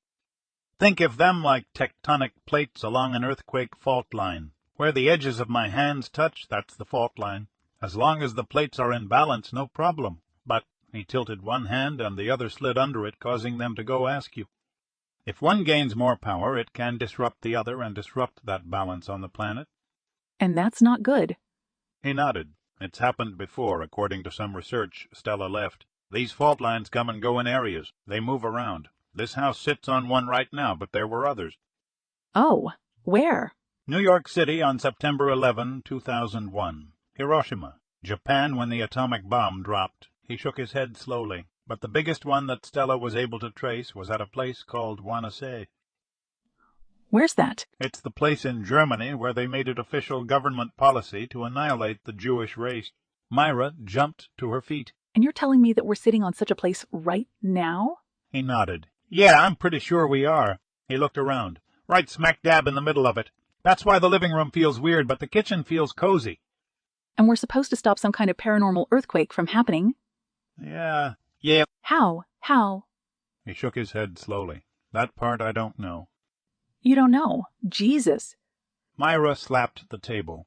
Who? No, what the hell was it that was upstairs? That was Evelyn. She's here to help. You know its name? Well, I was kinda told its name. By who? Myra shot a hand up. Wait. Don't tell me Stella told you, right? When she saw him nod, she sat down in a huff. Evelyn's not here to hurt us. It's a spirit or ghost or some sort of entity, he snorted. Not to sound too mysterious, but it was from the other. I don't know why it chose today to appear or what it wants, but I sense that it's benevolent. Her chin fell to her chest, and when she looked up there was a wide smirk on her face, and her eyes rolled before meeting his. So, it's a woman. This woman, what if she changes her mind? Can she attack us? Hurt us? Or is she just looking for shits and giggles, scaring the hell out of us? I didn't sense evil or bad intentions coming from this woman. She's connected. It's someone who once lived here. That much I know. How did she manage to, show up? I think that the barrier is weakening between this dimension, this plane of existence, and the other side. He looked Myra in the eye. Our job is to keep it secure. I still don't get it. Why does someone like you have to live here? Her eyes narrowed. She dangled that carrot. The pot of money at the end. Pretty high, if you ask me. I have to share a house with ghosts or whatever likes to be near these power lines for a year. An entire year. She shook her head. The reward doesn't sound all that great, if that's the case. He rose and walked into the library, returning with the book he knew Stella had meant for him to read. And he had. He understood it, but that didn't mean he could explain it in any way that made sense. He was no professor. Setting the book Ley Lines and Earth Energy in front of her, he once more took a seat. I put sticky notes on the pages that are important. He watched her pick the book up and open it to the first marked page. Basically, this house sits on a spot where two of these power lines intersect. It's a place of enormous energy and power, I think. He sighed and saw her gaze flicker up to meet his. There's a kind of battle going on. The house sits on a vortex of energy which bad entities can use to escape from. He shook his head and his face was tight. From another realm or dimension, if you will. We've both felt one side of the house is extremely negative. It's a spot where the veil separating life from death is quite thin. A battle. And that ghost woman escaped, and she's upstairs in the spare room? She rolled her eyes once more, and her jaw clenched. That will sure help me sleep better, knowing she's just down the hall. She's not here to hurt us, Myra. But there are bad ones here, someplace, right? She looked around the house. I haven't felt them. Myra's eyes drilled into him. You haven't felt them, yet. He nodded in agreement. But whatever the hell they are, any of them, they're not as strong as life. He cocked his head and looked up at the ceiling. They'll feed on our fear when they come, he said softly. His eyes closed and he shook his head. Stella told me that just now. What? She is here. You can see her. Myra set the book down, and her eyes were wide, staring at him. Yes, she's here. No, I can't see her. I feel her, though. She's here looking out for us. That woman, Evelyn, I saw her in the window of that same bedroom the day Stella died. Even though she lived in the half of the house that was the negative side, he knew she wasn't. She was trapped or something. She'd even waved at him that day in the cab. Myra had heard enough. She got up and stood at the kitchen counter, looking out the window at the snow, which was falling harder now. I don't know. Bear, this is all too spooky and weird. I don't know if I can do this. Not even for all that money. Barry took a deep breath. Myra, if you could have prevented 9/11 from happening and the subsequent shitstorm that's been going on since, would you? Before she could answer, he said, if you could have prevented the death camps from being built and used on innocent people, would you? He leaned back in his chair, knowing he was right. No, honey, you'd never be able to live with yourself, and you know it. It's not the money, not anymore. But why us? Why us, Barry? He gave her a sickly smile and shrugged his shoulders with vigor. Why not us? Chapter 9. Myra stood up and stepped to the window overlooking the backyard. If Barry was right, then the money didn't matter a damn, considering the stakes. Millions died in the Nazi death camps, and how many lives had been destroyed since 9/11? But tears stung her eyes and her chin quivered. She wanted to believe that everything would work out, that he'd be able to protect her and the baby. But the stakes were too high. There was a child growing inside her, a child that she'd never thought they'd ever actually have. They'd lost 2 babies in early miscarriages, so the odds were already stacked against them. Isabella. She sniffed hard, knowing that the child was a daughter, and they'd agreed to name her that. Someone had to be strong and look out for the baby, even if it meant walking away from the house and the money. What good was money when the baby's survival and their own was at stake? They'd been doing okay before, living in the apartment, pinching pennies. They could go back to that. Everything weighed down on her shoulders. Plus, she was still fighting the flu, not even able to take any medications for it. She looked up at Barry and wiped the tears from her cheeks. I need to lay down for a bit. She shook her head, and her words were low. Is it safe to go upstairs? Barry's fingers tucked a lock of hair that had fallen forward behind her ear. His eyes were concerned and sad. Yes, but I want to go up and stay with you.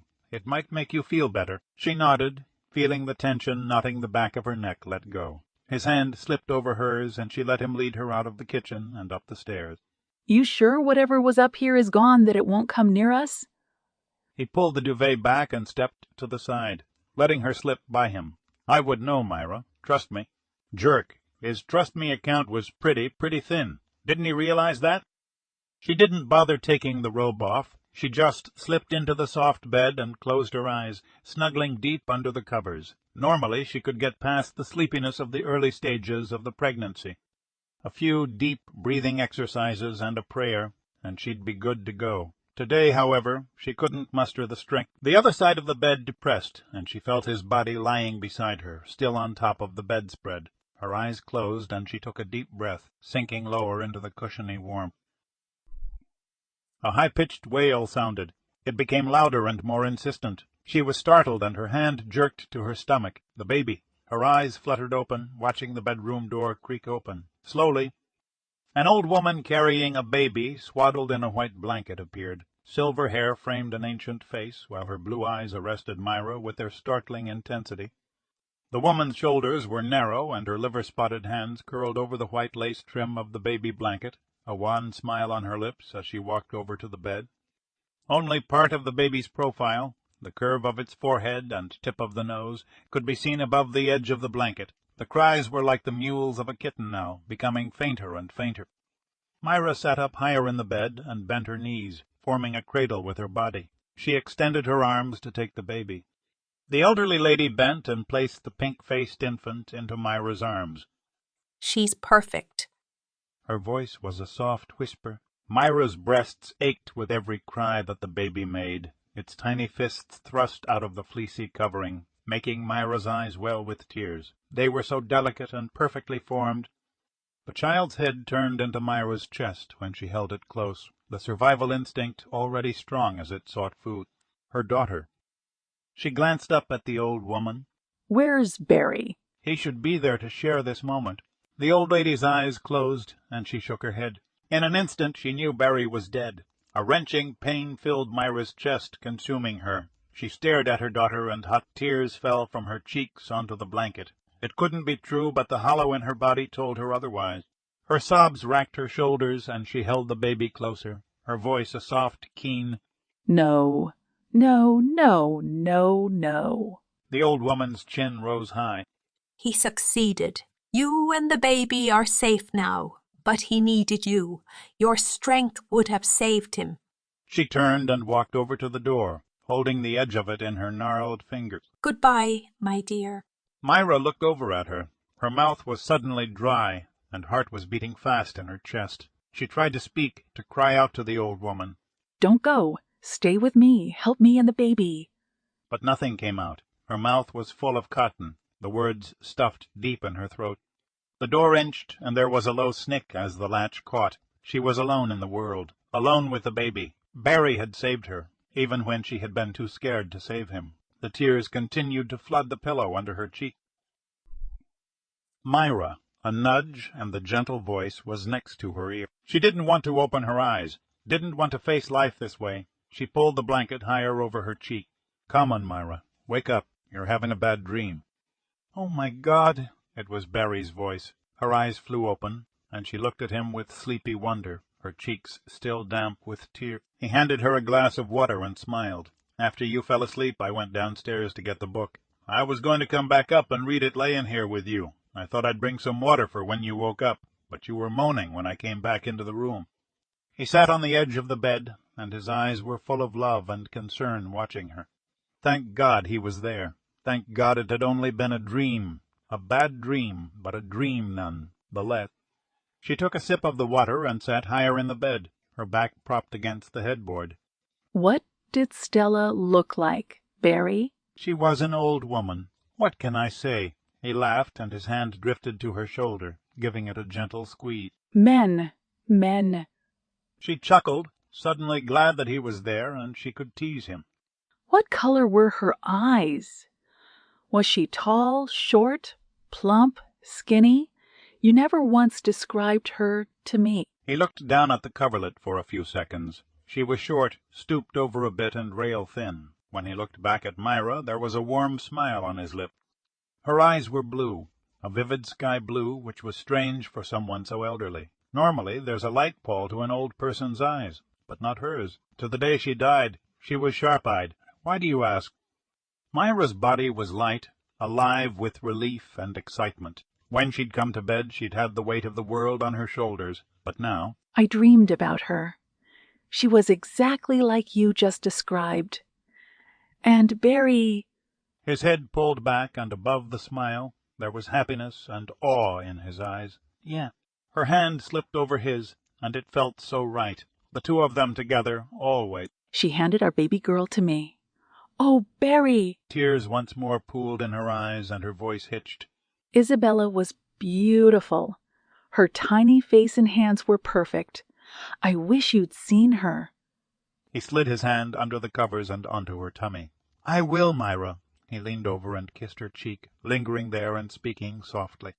"If there was any other way, I'd jump at it. But we need to be here. It's not the money or even the house. There's something far more important at stake here."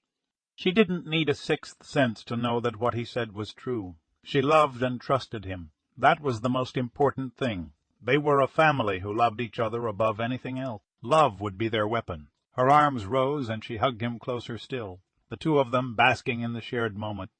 Neither of them heard the growl and the high feline shriek from the cellar 2 floors below. Chapter 10.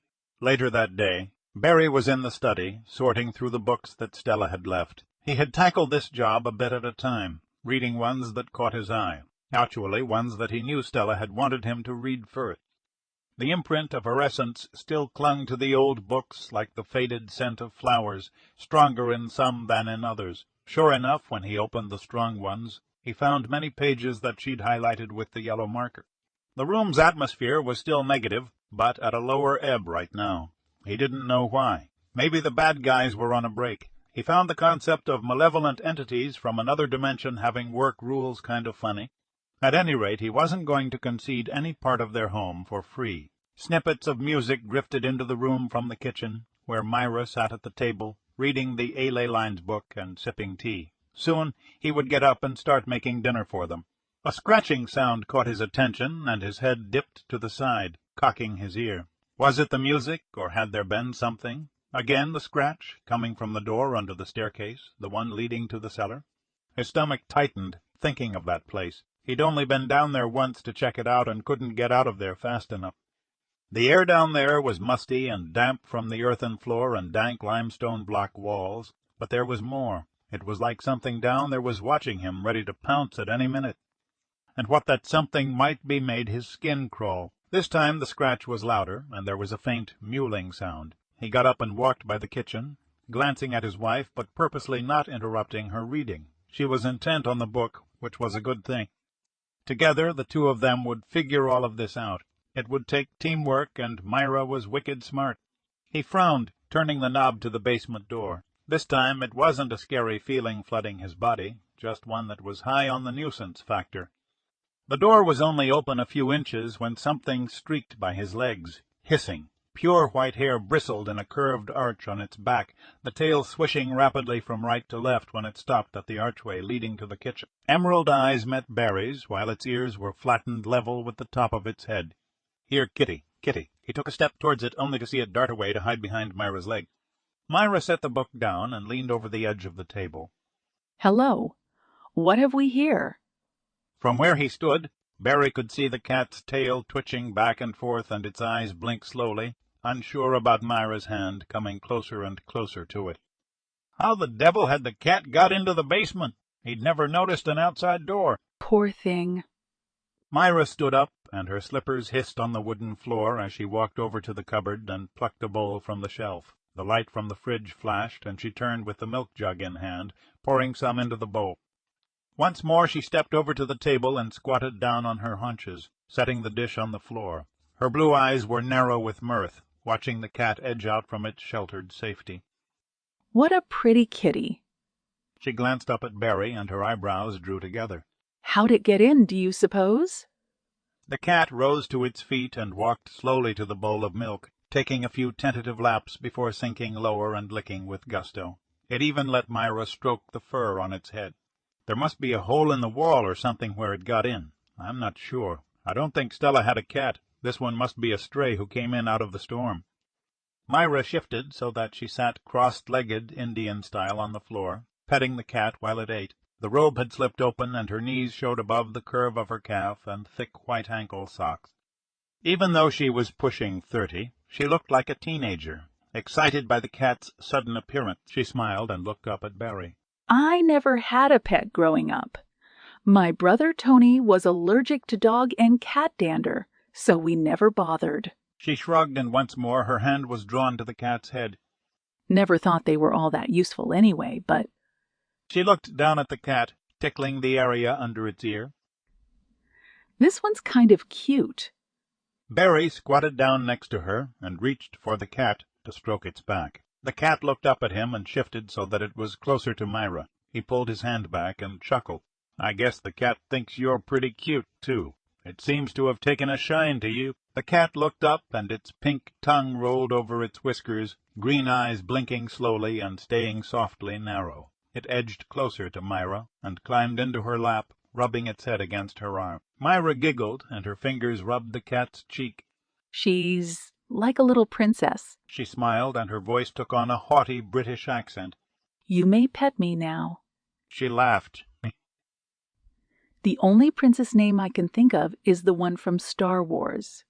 I think we should call her Princess Leia. Barry laughed and made no attempt to touch the cat. It obviously preferred Myra, so why push it? So, if no one shows up looking for it or puts a poster up, you want to keep it. Having a cat felt right, and in an old house it might come in useful with mice. Or birds. The cat didn't look like it belonged to anyone. No collar, and its ears were jagged and ripped at the edges. It wasn't thin and emaciated, but it looked like it had been on its own and could take care of itself. The fact that it had come from the cellar said something for its character as well. The way it acted, rushing out as soon as it could, was in line with Barry's feeling.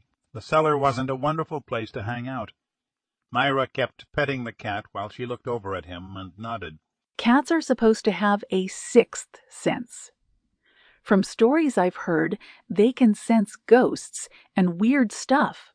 It might be good to have it around for when you're working and I'm here all alone. Or not alone, if you know what I mean. Barry watched the cat drift off to sleep and heard the steady rumble of a purr in its throat. It was quite content to adopt them, it seemed. The fact that Myra had had the dream about Stella and then the cat showing up was no coincidence. It was meant to be part of the team. Chapter 11. Gordon Braithwaite kept to the narrow footpath leading to the electricity and water meters. It was late enough in the evening that the loser cabbie and his bitch were settled in for the night. His teeth ground together while his breath plumed in the frosty air.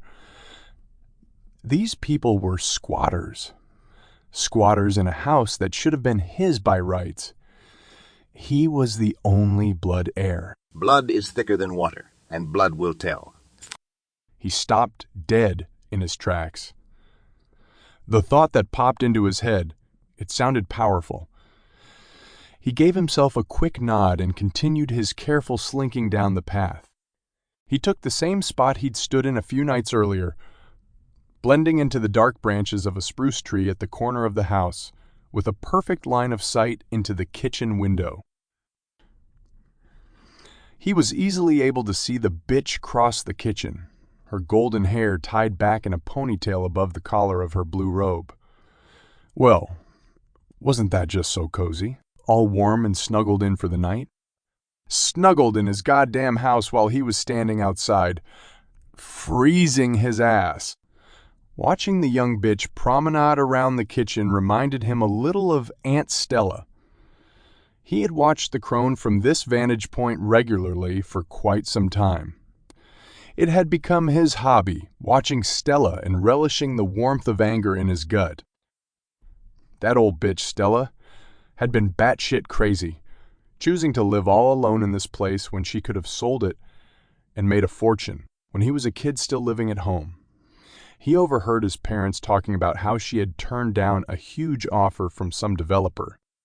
Stella was his father's aunt, and as far as the old man was concerned, she could do whatever she wanted with the place. There was no way Dad wanted anything to do with that house. What a fool! He tried to find out more from Dad, but whatever it was that he knew went with him to the grave. When his mom died, it meant that he was Stella's last living relative. He started sucking up to her on the day of the funeral 5 years ago. You're the only family I have left, Aunt Stella, he mumbled through his tears. I hope we can be close. I don't want you to be all alone in the world. Oh, really? She had peered up at him with a look of disdainful curiosity. She gave a short nod and asked how the disciplinary action was going at work. His jaw dropped and his head had whipped back. How the hell did you hear about that? He had squeezed an inmate's balls so hard during a routine frisks that the idiot got a rupture. It was his 8th time getting jammed up, and the administration now had a hard-on for him. The bitch smiled in a coy way. Well, as coy as an old bag could manage. Still, her eyes watched him with bright interest when she invited him to her home the following evening. He'd never forget that visit. It was really odd, right out of the Twilight Zone. She'd made tea and served cookies, but instead of sitting in the kitchen, like you'd do with family, she insisted that they sit in the living room. At first, it had put him off, being treated like some stranger or an insurance salesman, but the living room was nice. He'd sat near the fireplace, feeling the warmth and something else. He couldn't describe the sensation of the surge he'd felt sitting in that room, but it had been wonderful. All the while, her beady little eyes watched his every move. When he settled into the armchair with a purr of comfort, her face sparked and she nodded to herself. And the questions she'd asked him.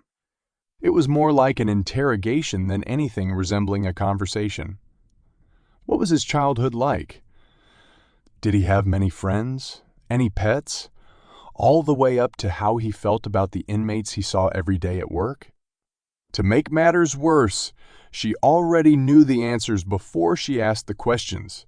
When she asked about his time in high school, she wondered aloud whether that little twerp Jamie Dresden ever forgave him for the time he had stuffed the punk's gym socks in his mouth. When she asked about his inmate abuse case at work, she knew it was the 8th time he was up on administration charges. He ran some bullshit past her on that one, and all she did was go, "That's some doodle you're running past me, Gordon." At the door, she told him to never come by again. When he asked why, she turned her head and gazed at the living room from the front foyer. Turning back to him, she said, "The living room enjoys your company too much," she said as she closed the front door in his face. What a batshit crazy thing to say. They were the last words she ever spoke to his face. He snorted softly, rocking back and forth from his toes to his heels.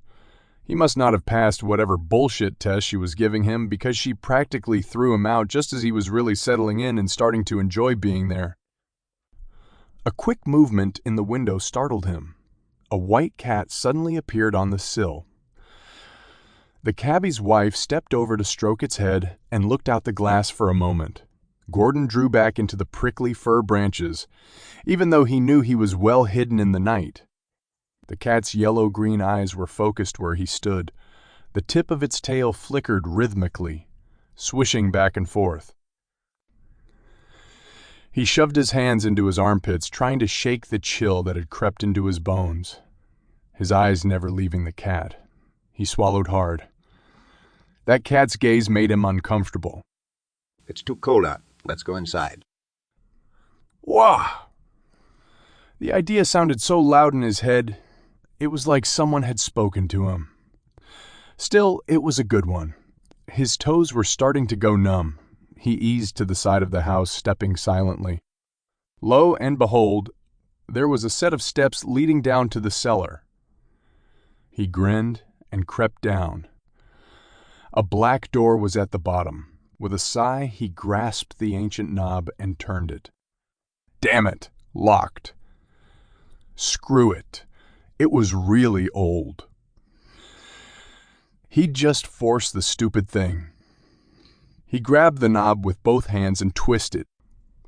The muscles in his arm and neck were tight as he bent to open the lock. He could hardly see in the dim light and from the blinding rage at the situation.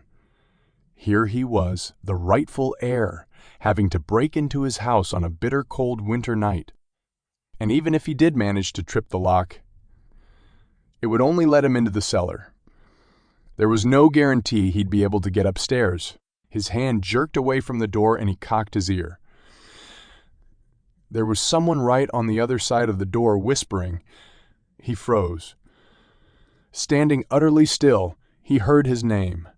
He bent forward to the crack in the door, Gordon. followed by something he couldn't catch. He leaned into the door and put his ear next to the vertical slit. Yours. The house will be yours. His gaze darted back and forth. Yes, finally someone who agreed with him, a kindred spirit. A kindred spirit. He tried to see through the crack, for a light, anything. Who are you? He hissed. Your friend. I'll help you. Hearing the words, at first Gordon's blood pounded in his ears. With a soft creak, the door began to open on its own. He jumped back, watching it swing inward. Your house. Gordon, come in. The whispers were louder. You're damn right it's mine. He muttered fiercely, stepping in. It had to be his. He sure as hell needed it now. Money was way too tight, and his forced retirement was coming at him like a freight train. Come inside, Gordon. Wordlessly, he stepped over the threshold. As soon as his foot landed in the basement, he let out a low moan of exquisite pleasure.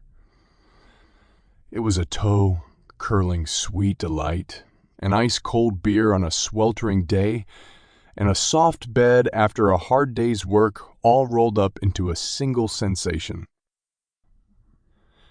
He stood for a moment, shivering in the total bliss of it, and right behind that was a sense of power unlike any he'd ever had. All the punks in the prison he shoved around with impunity. The assholes he beat on when he was a kid. The small animals he tortured in secret. All of those moments of joyous power put together were nothing compared to what washed over him right then. He brought his hands to his head to keep it from exploding. His feet faltered, and he staggered. Oh my God! He muttered. Oh my loving God! Jesus. He fell to his knees before this. This presence. When his knees rested on the bare floor, the waves of pleasure and power swept over him again. Oh my loving God! He growled into the dirt. He stretched himself prone, arms and legs extended, and felt the pleasure intensify to the point of causing his vision to blur. Spikes of purple and red flashed in his brain. It was beautiful. For you, my lord, for you. He moaned, his lips rubbing along the hard earth. He stuck his tongue out and licked the hard surface. With you always, always with you. He repeated it over and over, grinding his body into the dirt floor. He went still when the sensations passed. He drew in a deep breath. He felt crumbs of dirt on his tongue and swallowed them all. Breathing heavily, he staggered to his feet and looked around. The room was dark but for the moonlight coming through the basement entrance. Next time, he'd bring a flashlight, and by all that was holy, there would be a next time. It was about time things started falling into place. Above him, a floorboard creaked and was followed by low, thudding footsteps. His temple throbbed, knowing that it was either the cabbie or his bitch. They were making themselves totally at home upstairs, in his house. Where are you? He whispered softly. The only thing he heard were voices and more floorboards creaking from above. His teeth ground. If he could get his hands on them, he'd kill them, eventually. First, he'd wipe that smartass look from the cabbie's face. He had a good idea how to do that. How would the cabbie feel watching his wife being beaten with a hammer? That would do the trick, all right? Yes, then the house will be yours. He spun around, looking for the source of the soft murmur. The only visible thing was a thin strip of light at the top of a set of wooden steps. He took a step forward and stumbled when his foot thudded against something on the wooden landing of the staircase. He lurched, flailing his arms like windmills as he fell towards the steps. He gasped. His falling stopped in midair, held by an invisible something. It was cold, cold as steel as it pressed him back up onto his feet. His mouth gaped open, and his head pivoted around. Where are you? Easy, Gordon. You don't want them to see you. Not yet. This time, the voice was to his left. When his head jerked to see, the voice became a low chuckle. His heartbeat was fast and he panted, trying to see where it was. He'd heard enough to know it was a man. They have to be gone from here before the baby is born.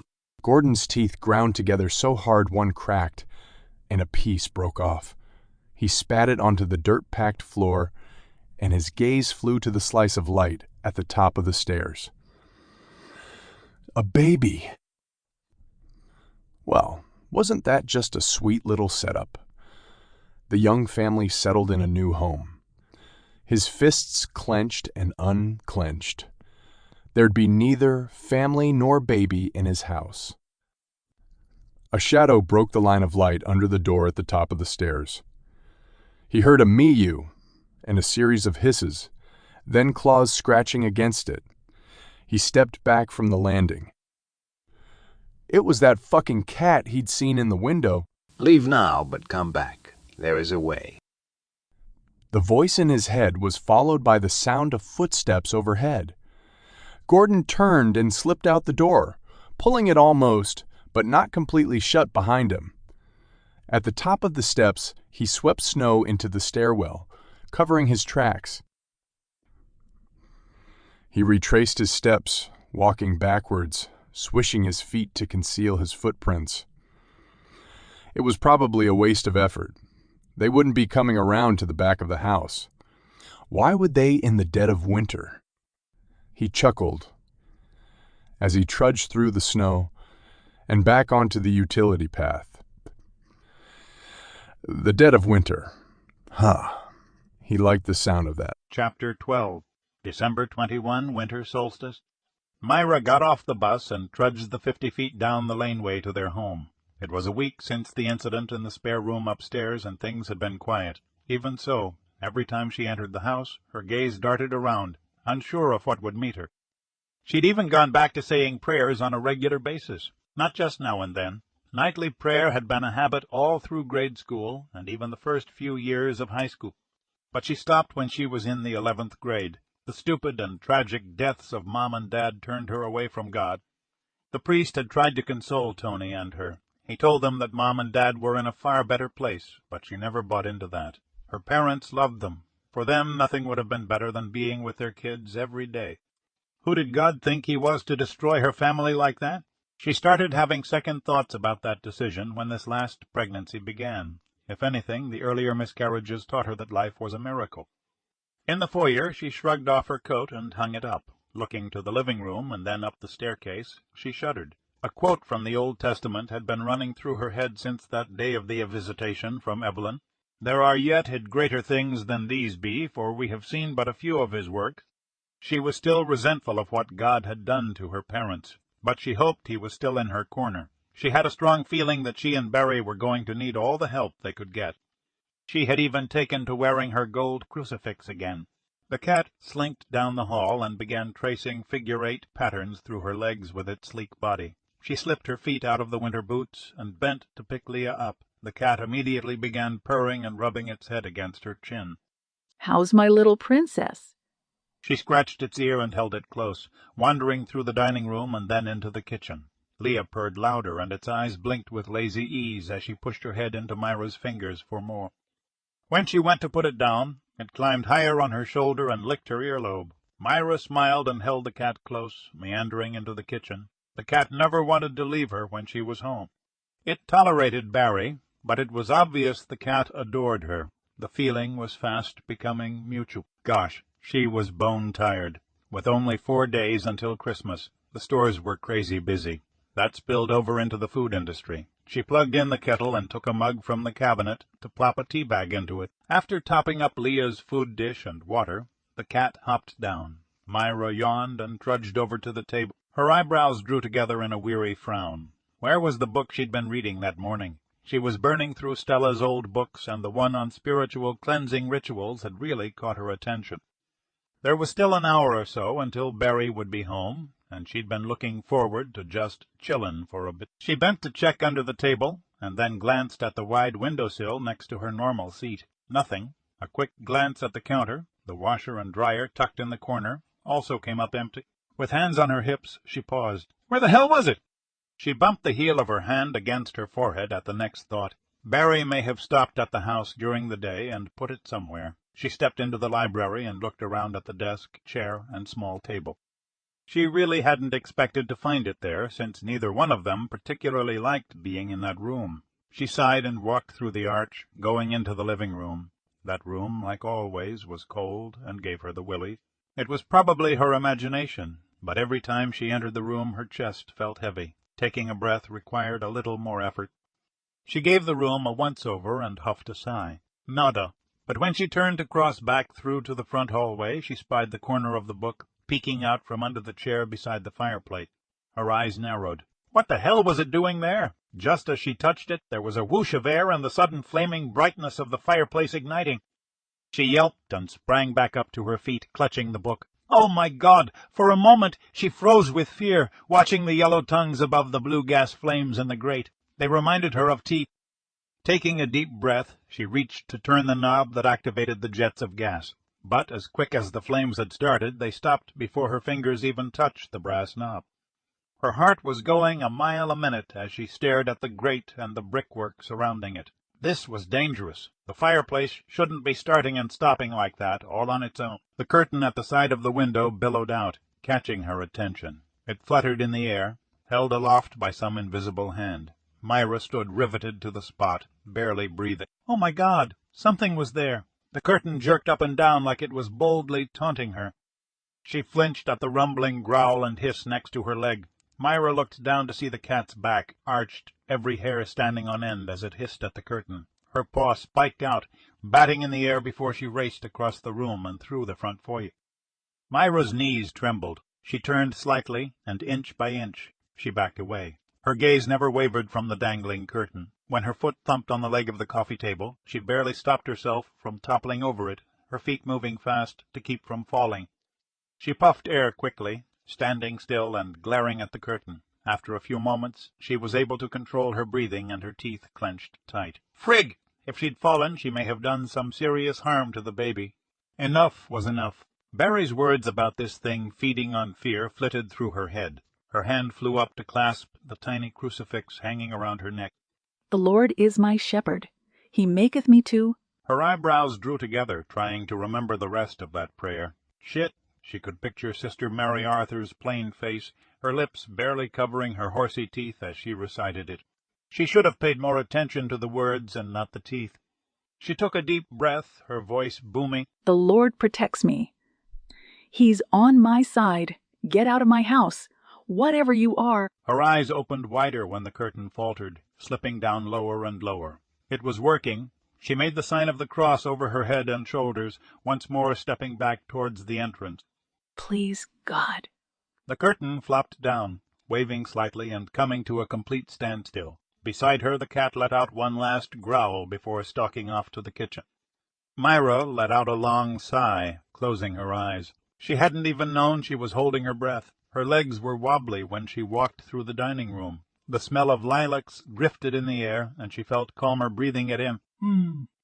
It had worked. Whatever had been in that room playing with the curtains hadn't liked her prayer, nor the crucifix hanging around her neck. She moved in a daze, still totally smoked by what had just happened. She unplugged the kettle and poured the water into her mug. She was about to use the spoon to stir and punch the flavor from the bag when she felt the baby. Her eyes flashed wide, and her hand jerked to her stomach to press gently. It was like someone was lightly scratching her deep inside. She'd read about this, and hadn't expected it for another couple of weeks. It was the quickening. The baby moved deep inside her being. Tears burned the back of her eyes as she stood there in silent wonder. First contact from Isabella, Chapter 13. Barry had traded vehicles with Alex that afternoon. Alex's taxi was a minivan, and Barry needed one for this errand. He wheeled into his laneway, well aware of the extra 2 feet of Scotch pine hanging out the back hatch. Myra had made a thing about a big Christmas tree when she'd first seen the place. He couldn't wait to see the look on her face when she saw this one. He parked the vehicle and turned the headlights off. It was only 5 p.m. and already dark outside. Yeah, that made sense. It was December 21st, the longest night, the winter solstice. He went to the back of the van and began to haul the great beast of a tree out of the tight space. A low light from the dining room window beamed on the snowy front yard, highlighting some of the newer flakes in a myriad of magical sparkle. Barry smiled. A white Christmas, a tree and family coming over for Christmas dinner. What could be better? After dragging the bushy evergreen across the driveway and up the step, he thrust the door open. Before entering, he swung the tree so that it rested on the base and bounced it a few times on the veranda to shed snow and loose needles there, rather than on the floor inside. When he stepped into the foyer, tugging the tree after him, he looked into the dining room. Where was she? Myra! His voice boomed through the hallway and into the kitchen. She appeared, still in the Navy waitress uniform, the short sleeves trimmed in a white cuff over her slender arms, hands resting on her tummy, sauntering slowly towards him. There was something mysterious about the look on her face. She wore a smile under eyes that seemed to shimmer with happiness. It came to him in a rush. She'd felt the baby move, but behind that thought another followed quickly. There had been a threat to her, from something in the room next to him. He propped the tree against the wall and stepped over to her. He looked into her eyes while his hand rose to settle on her belly. Her eyes opened wider. Oh, there it is again. Did you feel it? It never registered in his palm, but he felt it in his mind, the tiny foot stretching and pushing against her womb. Isabella. His chest was light as air, feeling like he'd float up to the ceiling and burst if it got any bigger. Wow. He leaned down and kissed his wife, feeling the deep connection between the three of them. Neither one of them noticed the cat slip out the front door that was still open. Neither one noticed the faint fragrance of lilac in air overpowered by the scent of the tree.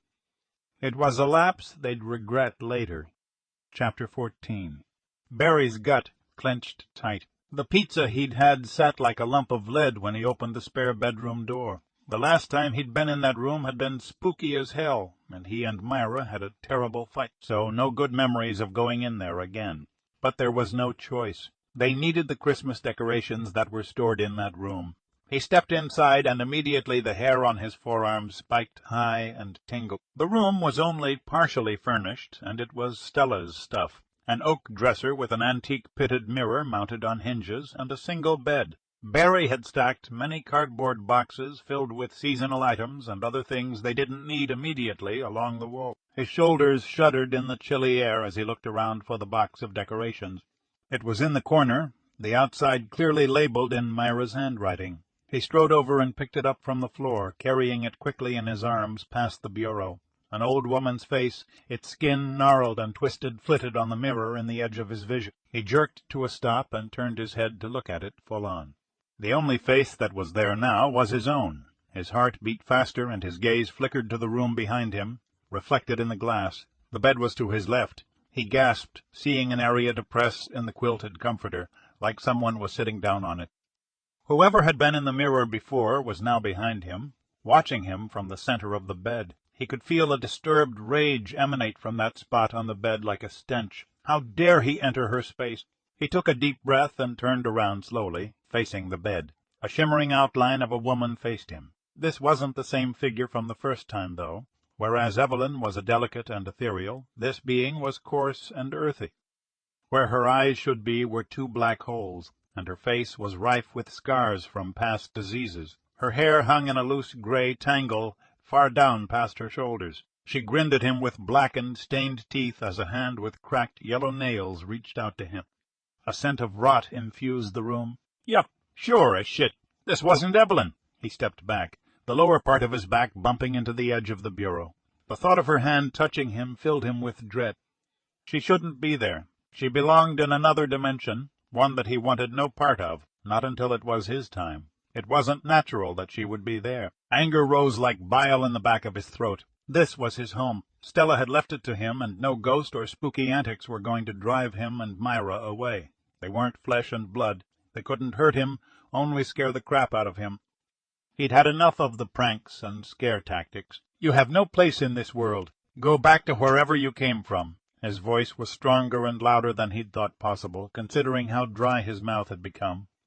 The hand rose higher, coming ominously close to his arm, but the face began to fade, the shimmering body becoming a misty vapor. The depression on the bed was no more, but a faint touch whispered along his neck and jaw, the icy chill of it making his blood run cold. The spectre disappearing was a brief respite. This was its way of letting him know that. The unnatural creepiness of the thing sank into his consciousness like a knife.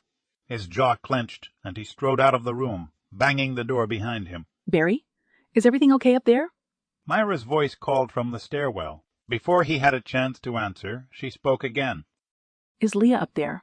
I can't find her. He snorted, rounding the newel post and starting down the steps. Nope, no Leah. Under his breath he muttered, just the normal spooky shit.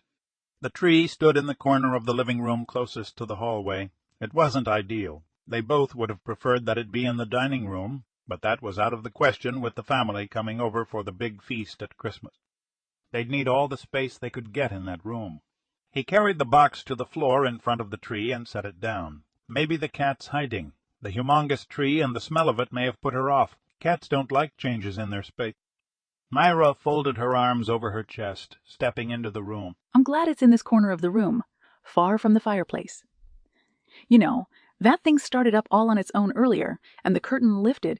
Barry opened the box and tugged the set of lights out purposely, not meeting her eyes. That was two things in the space of as many hours that something had happened. Whatever ghostly thing at work here, it was ratcheting things up. If only Stella had provided more information on how to control this. How had she done it for so many years, and with the baby to worry about as well? He sighed. Looking over to Myra, he said, "The fireplace lit up all by itself." She nodded.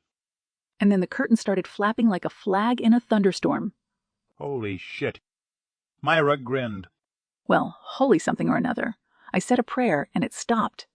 When he looked over at her, her cheeks were flushed pink, and there was a shy smile on her lips. She rolled her eyes and continued, walking closer to him and helping sort the tangle of brightly colored lights. Well, not a real church-type prayer. More like, God's on my side, so get type thing, but whatever. It worked. He paused and couldn't help the wide grin that spread on his face watching her. Myra was really something else. She was probably scared to death, but she'd dealt with it. She'd even had her first mother-daughter experience afterward. He winked and flashed a grin at her. I especially like the git. Very celestial of you. She landed a punch on his arm, but a soft giggle followed. Yeah, it sounds okay, but whatever works, right? She tossed the lights at his feet and started toward the back of the house. I'm worried about the cat. She's always at my feet, and I don't think she's hiding because of the tree. He plugged the lights into the wall socket and began to string them on the branches. In the kitchen, he could hear her calling for the cat and shaking the box of kibble. That and the sound of the fridge opening usually brought Leah on the run. His jaw tightened. If it didn't show up by the time they went to bed, he'd check that spare room in case it slipped in there when he went to get the lights. It was probably a good idea anyway to make sure things were quiet. If not, he'd just tell it to git. He shook his head and smiled. A couple of hours later, the cat was still missing, and Myra was almost in tears. What if it got out when you brought the tree in? The door was open for a while.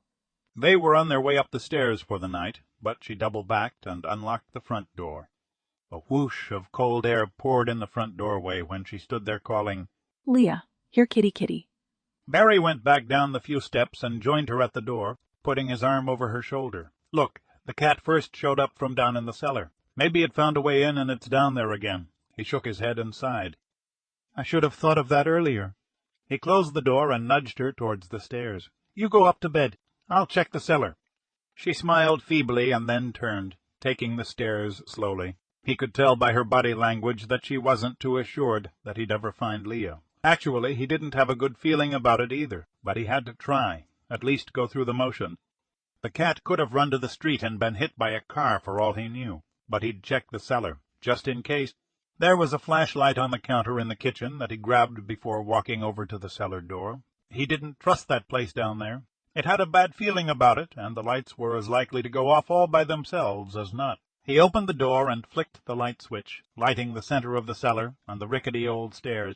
His chest fell when he stepped forward. If the cat was down there, it should have raced by him to get to its food in the kitchen, now that the door was open. but the only movement was the light bulb swaying slightly, hanging from the low ceiling. His grip on the flashlight tightened when he stepped down onto the packed dirt floor. The furnace was a hulking monster taking up one section of the room. The flames flickered in the small crease around the firebox, and there was a low thrum of its motor. The smell of heating oil and mold filled Barry's nostril. "Here, Kitty."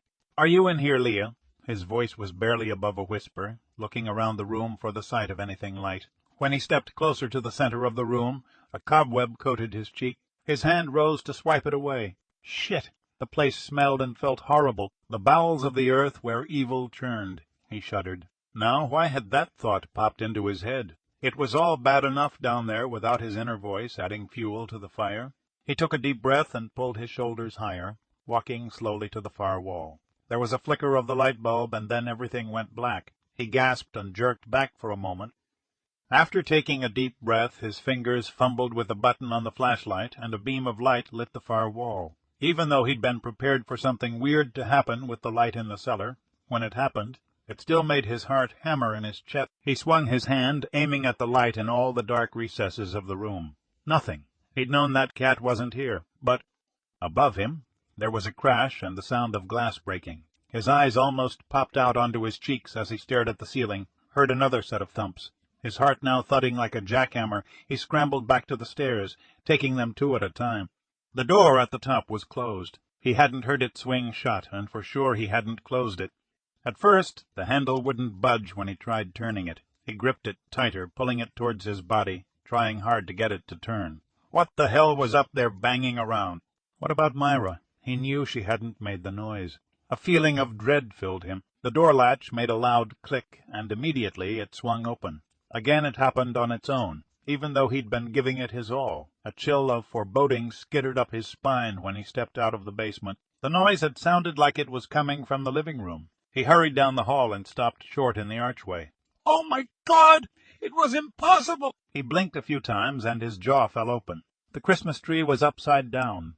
It balanced on a few thin branches, pressing the floor, and the thicker part of the trunk was only inches from the ceiling. What felt like a bead of ice trickled down his spine. How the hell was the tree standing like that? Shit! He'd only been downstairs a few minutes. What the hell kind of entity was in this house? His heart raced, and his legs felt weak, like he could collapse at any minute. Myra's footsteps sounded on the stairs behind him, and he turned to face her, shaking his head in disbelief. Looking past him to the evergreen, her eyes were round with fright, and her fingers like talons dug into his arm. Oh, sweet Jesus. A cheap parlor trick. Don't be afraid. Stella's voice was soothing, a whisper in his mind. With a crackling thud, the tree tumbled to the floor. Branches snapped and ornaments smashed under the impact. Both Barry and Myra jolted a step backward. Her head turned slowly, and her face was blanched of all color, lips gaping wide. Barry, I'm scared. She stepped closer and clung to him. Her eyes were once more on the bushy spruce tree laying in the midst of silver tinsel and spun glass shards. She was stiff and shivering against it. He was having a hard time holding himself up, let alone being strong for Myra, but he had to. Whatever had flipped the tree upside down and then let it fall was gone. He could feel it deep inside, like a weight had lifted from his body. He took a deep breath, tightening his grip on his wife as he pulled his chest and shoulders up. The scent of lilacs was sudden, overpowering the smell of the tree. His mouth set in a grim line, staring at the downed tree. Stella had been right. It was a cheap parlor trick, quite literally in the parlor. Guess the resident ghost doesn't like the tree. Do you suppose it was the angel on the top? Maybe she prefers a star. He snorted and kissed the top of Myra's head. If they couldn't scrape up a laugh over this, they'd cry, that was for sure. Did you say she it? Because I'm inclined to agree with you. The ghost is a total shit, not he or she. She looked up at him, and her face was more relaxed.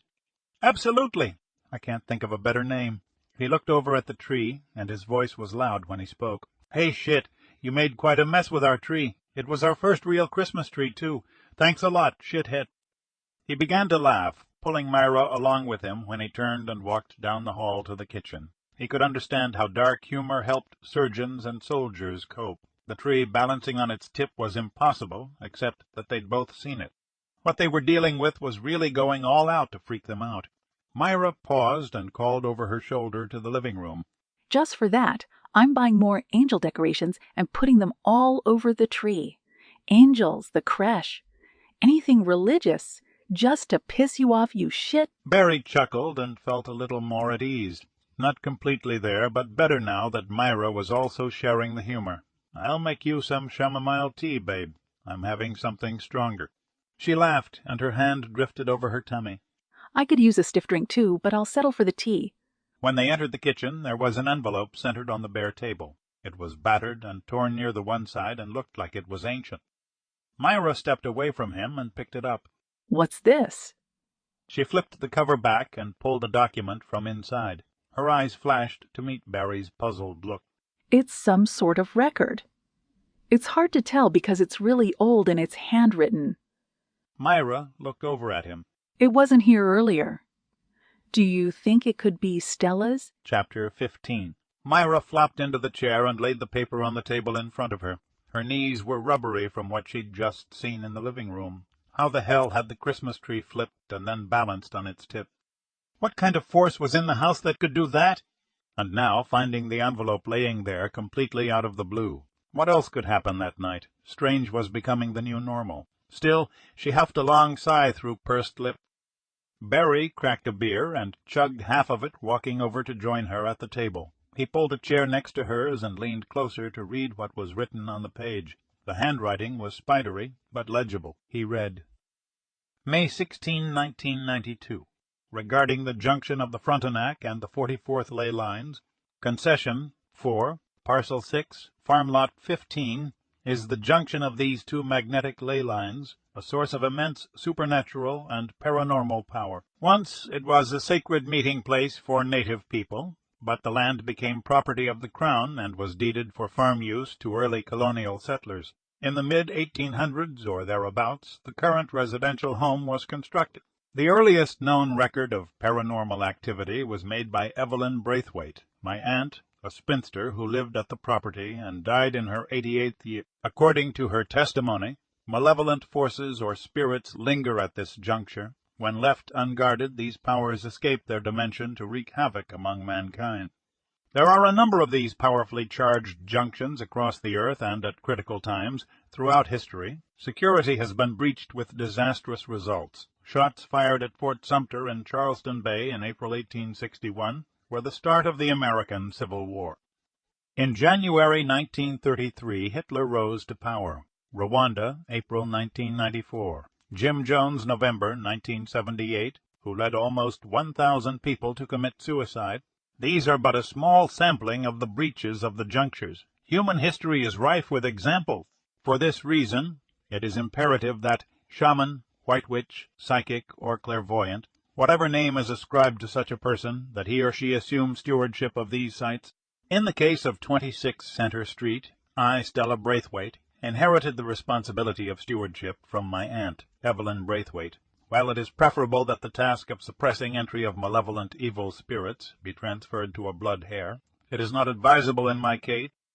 With neither direct descendant and the only other heir found to be entirely unsuitable for this responsibility, it is with some reluctance and trepidation that I am forced to seek a stranger, a benevolent and gifted person willing to assume the mantle of responsibility. Myra looked over at her husband. That's you, Barry. You were the person she found to look after this house. She turned back to the document and flipped it over, looking for anything more, any footnote. She left this here for us to find. Which is kind of weird. Why wouldn't she have included it with the legal papers in the lawyer's office? I think I know. Myra tapped the papers. Include this in the will and testament, and you have a strong case for not being of sound mind and body. She looked up at Barry. It might have given that Gordon creep ammunition to have the will voided. You got a point, Barry sighed, and got up to unplug the kettle and make her tea. I'm still not sure what it is that I'm supposed to do. His hands rose, and he pantomimed quotation marks with his fingers. In order to guard this spot. Seems to me I'm not doing such a bang-up job when shithead in there wrecked our trick. Myra's forehead tightened in thought, looking at the document once more. Barry, it seems to me that Stella's leading you with this just a bit at a time. She picked up the letter, and her hand jerked. This. It appears right after we get the shock of our lives seeing that tree. She shuddered. That still freaks me out. I know. Me too. Stella was here. I sensed her, and now finding the letter just confirms it. He picked up the mug of steaming liquid and walked over to the table, taking a seat next to her again. Every time one of these weird things happens, I hear her in my head. She tells me not to be afraid. Myra held the mug in both hands, blowing softly on the surface to cool it. Easier said than done, of course, and the cat is still missing. She didn't need any psychic ability to know that its disappearance and the tree episode were related. Today's the winter solstice, you know. It's also the worst day we've had yet in terms of paranormal stuff happening. Barry's mouth pulled to the side, and he rolled his eyes. No coincidence, I'm sure. He picked up the letter, and a small smile curled his lips, gazing at it. Yeah, Stella chose this day to show this letter to us. I can feel her right now. Myra jerked at the sensation deep inside. Her hand fell to her stomach, and a well of happiness filled her chest. Isabella. She reached for Barry's hand and placed it on her tummy. Stella's namesake is also sensing something. Chapter 16. The sounds of banging downstairs woke Myra from a sound sleep. She reached for Barry, only to find his side of the bed empty and cool. With arms stretched above her head, she glanced over at the window and smiled, seeing the golden rays of the sun shine through. As the events of the night before came to mind, her hands fell to the bedspread with a thud. Barry was probably cleaning up the mess in the living room and setting the tree up again. She threw the covers back and got out of bed, already sliding her feet into her slippers and slipping her robe on. The cat. She had to see if it had come back. When she was at the last few steps at the bottom, Barry stepped out of the living room, watching her. He shook his head softly in answer to the silent question in her eyes. Leah was still missing. I got the tree back up. This time I nailed the tree stand to the floor and screwed the tree into it. It's not going anywhere now. Surprisingly, not every ornament broke. Shit had missed a few. He stepped over and gave her a quick kiss. How about after breakfast we go out shopping together? You're off and I can go in late. I think we both need a break from this place after last night.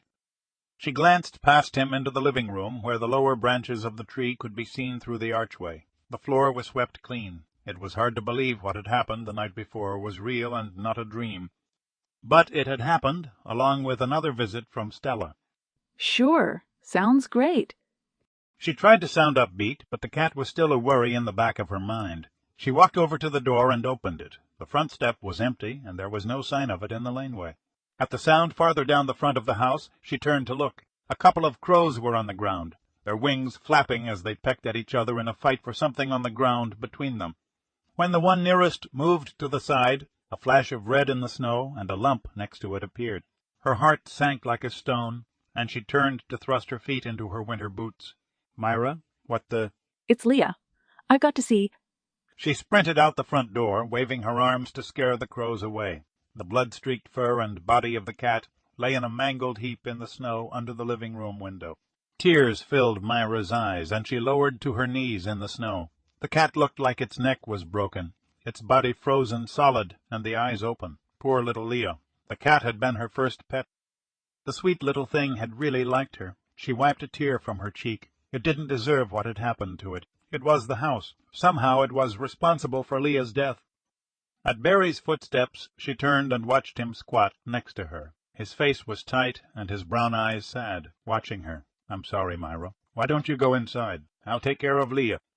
She rose and, with leaden feet, trudged slowly back to the entrance. When she was inside, she leaned against the door and closed her eyes, the tears rolling down her cheeks. The cat had always followed her around the house. It had really bonded with her, and she with it. The poor little thing. It wasn't fair what had happened to it. So far, whatever spooky shit had happened in the house hadn't hurt anyone.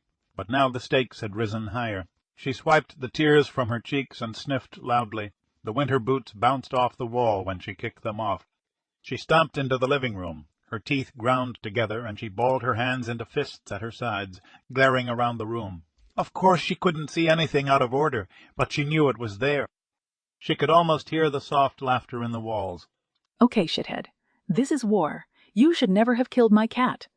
The fireplace ignited with a hiss, and then dancing flames appeared. Beside her, the Christmas tree branches quivered, and the treetop bent side to side. She jerked back for a moment, but then her eyes became narrow slits of rage. The ghost or spirit or whatever the hell was dominating this part of the house was mocking her. Well, two could play at that game. She'd get the last word, but not until later. First, she had to get a handle on all of this paranormal crap. There had to be a way of fighting this thing. Myra had been an A student in school. It was now time to do some serious research.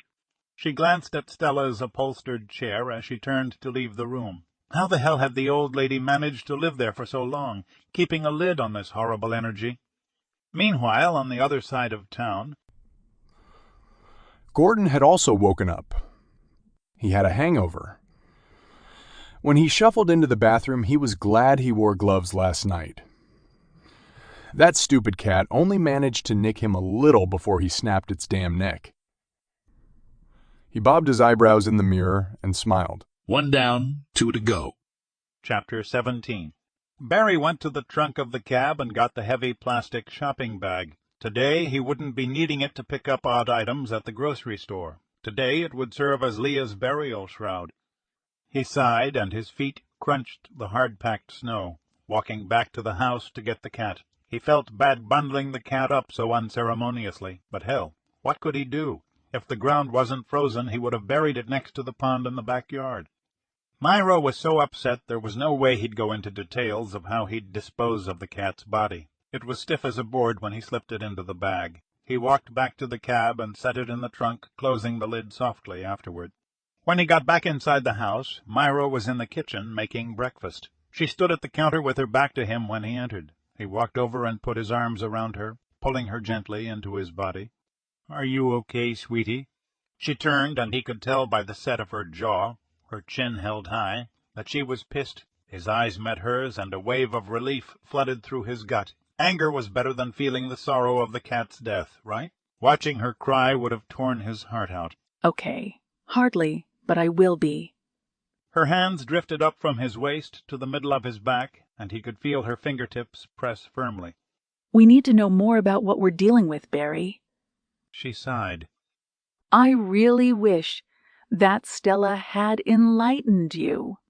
Maybe if she told you that she was leaving the house to you, and what was here, we'd be in a better position to deal with it. The day the old lady died flashed in his mind. She had known her time was close. Why hadn't she said anything? Had she worried that if he'd really known the true situation, he would have said no? The cat being killed left a queasy feeling in his gut. The next time, would it be one of them or something that would threaten the baby? The stakes were getting dangerously high. Maybe you were right when you said we should go back to the apartment. We were happy before, and at least we were safe back then. He looked down at the floor for a moment. Whatever is in this house really wants us gone. The tree last night, the cat. Barry, you know what's wrong with you. You're not a fighter. You'd rather get along with people, even get stiffed sometimes on your fares rather than get into a hassle. Don't get me wrong, I love that you're a pacifist, but there comes a time when you have to draw a line in the sand. His mouth fell open, watching her. He was trying to keep his family safe. Stella had been wrong in choosing him for this task. It would take a person with more power than he had. Fuck! He didn't even want this psychic ability shit. It had cost him his mother, and he wasn't about to let it cost him Myra, and the baby. Myra, it's not worth the risk to me. If something happened. Her lip quivered for a moment before she looked into his eyes again. No, Barry. Leah was my line in the sand, killing a helpless animal. No way am I sitting back and taking that. Her hands fisted the front of his shirt. We're not running away. We're making progress here because it, or whatever the hell it is fighting harder. God only knows what we've done, but whatever it is, we've pissed it off. She huffed a fast sigh through flared nostrils. Well, I'm pissed as well. I'm going to spend the day getting more information on this ley line and supernatural stuff. Knowledge is power, too. She pointed in the direction of the office Barry had set up. Stella left us a ton of books about this. Maybe that's all we need. I'm going to read up on this stuff, too. She held up her finger. Starting today. Barry knew there was no talking her out of this. When Myra made up her mind, she could be stubborn. Accept this part of yourself, Barry. You may need to use it sometime. Stella's words in the cab that day sounded in his mind. Stella had chosen him. She had confidence in him, and here was Myra, essentially saying the same thing. The psychic gift wasn't something he'd ever wanted, but he was stuck with it. Instead of fighting that fact, he needed to join Myra in fighting the evil in the house. Stella had known it was important, and deep down, he knew it too. It was after 7 when he drove the cab into the laneway at their house. Myra had called earlier in the afternoon to let him know she was catching the bus home. She knew how busy he was the few days before Christmas, ferrying last-minute shoppers to and from the mall. Considering how the day had started out, she had sounded pretty upbeat. Still, it was a surprise to see every light in the house blazing from the windows out onto the snow-covered yard. He parked the car and walked into the house. What was she up to? A pungent smell, like grass smoldering, filled his nostrils, while ahead of him on the stairs a chunky white candle burned.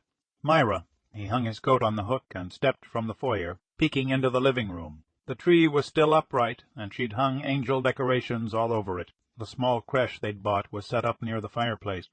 Even though neither of them went to church, they'd both been raised Christian, so the nativity scene meant something to them. Seeing the religious ornaments and the lingering scent in the air filled him with a sense of peace. Hi, how was your day? She came up behind him, holding a smoldering bundle of what looked like brown straw in her outstretched hand. I think the question is, how was your day? What's this? He nodded to the straw, watching her raise it over his head and use it like an airport wand scanner along his body. He smiled at the intent look on her face, concentrating on what she was doing. Breathe it in. It's a sage and cedar smudge. It's supposed to purify.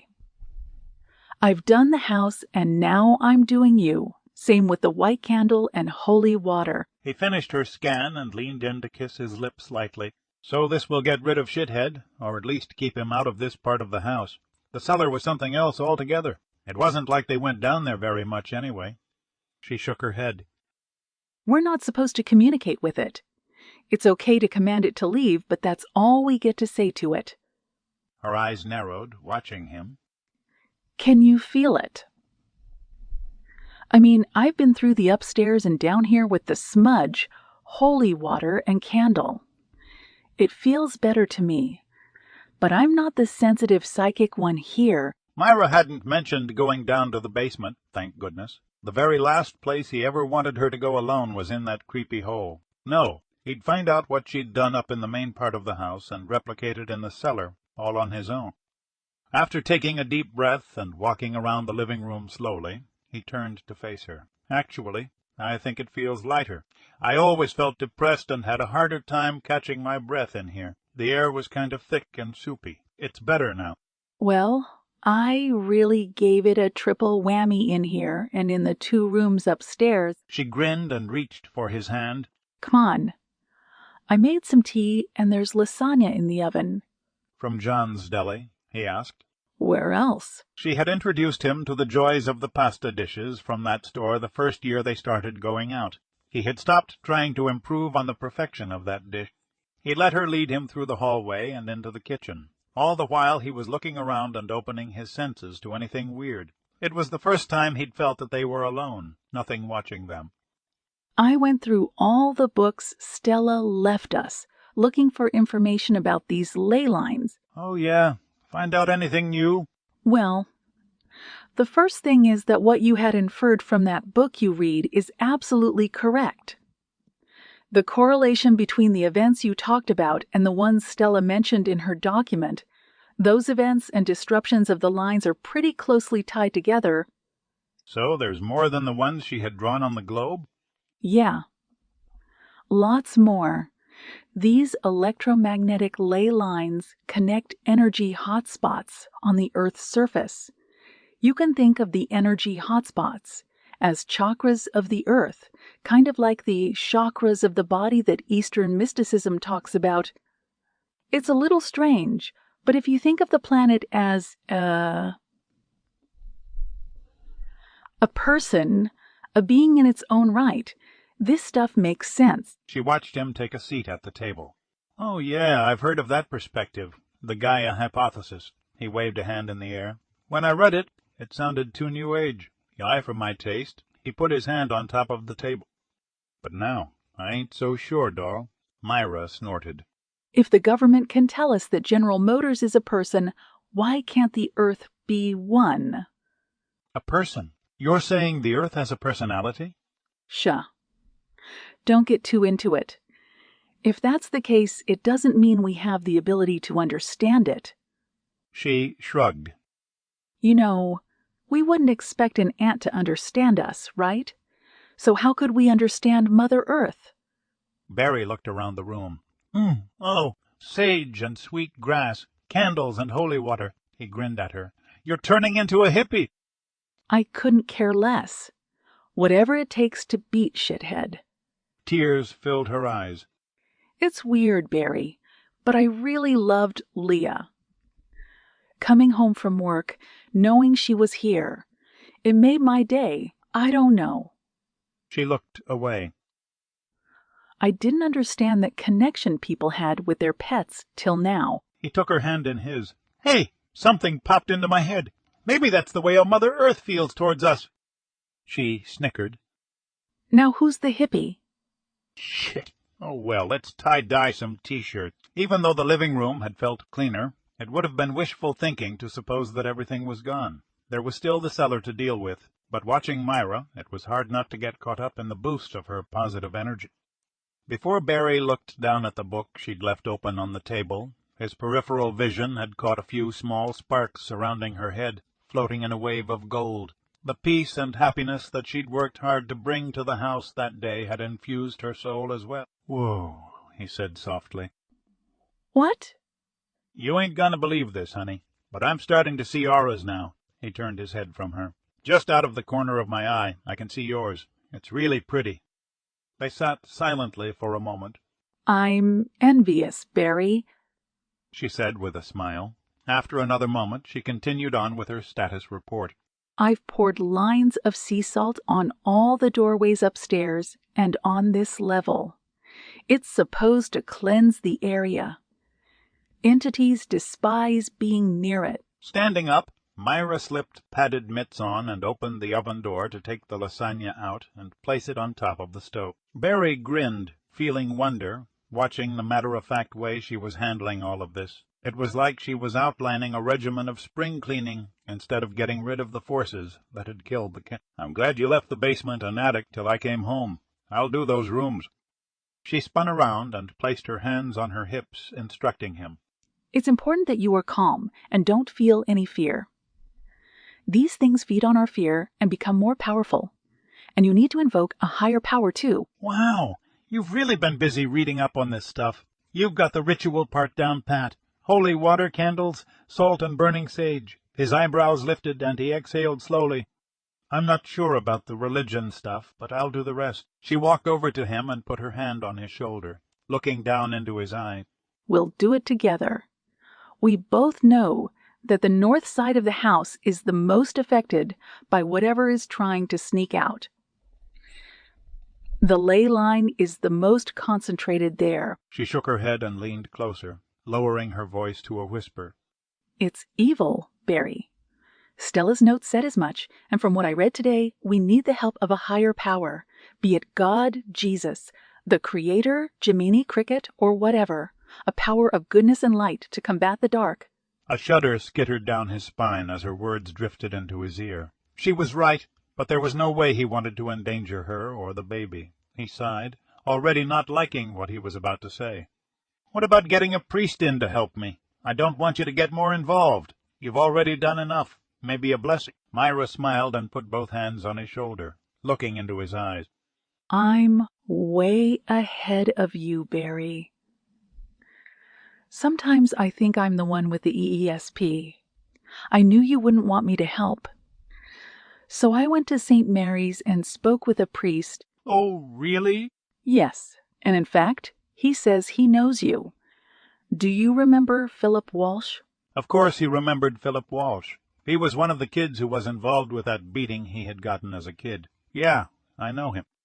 Before he had a chance to answer, she spoke again. He's changed a lot since high school. He's a priest now, and he'll be coming over to bless the house. He was in Haiti for a few years, but he's just been assigned to Kingston. Barry felt the muscles of his neck tighten, but he held his tongue. Getting a priest in wasn't much of a stretch, if you think about it. But Philip Walsh, Chapter 18. While Myra and Barry ate lasagna. Gordon Braithwaite was drinking his dinner. As usual, he sat by his kitchen window. The snow continued to fall. Snowflakes streaked through the light cast from Gordon's window and then escaped into the blackness of the night. But Gordon neither saw nor cared about the storm outside. He got up from his chair and staggered across the worn carpet and down the hall to the bathroom door. He braced his hands on the walls on each side to keep from falling, leaving fresh, sweaty smudges on the already stained paint. He finished his business and looked in the mirror while he washed his hands.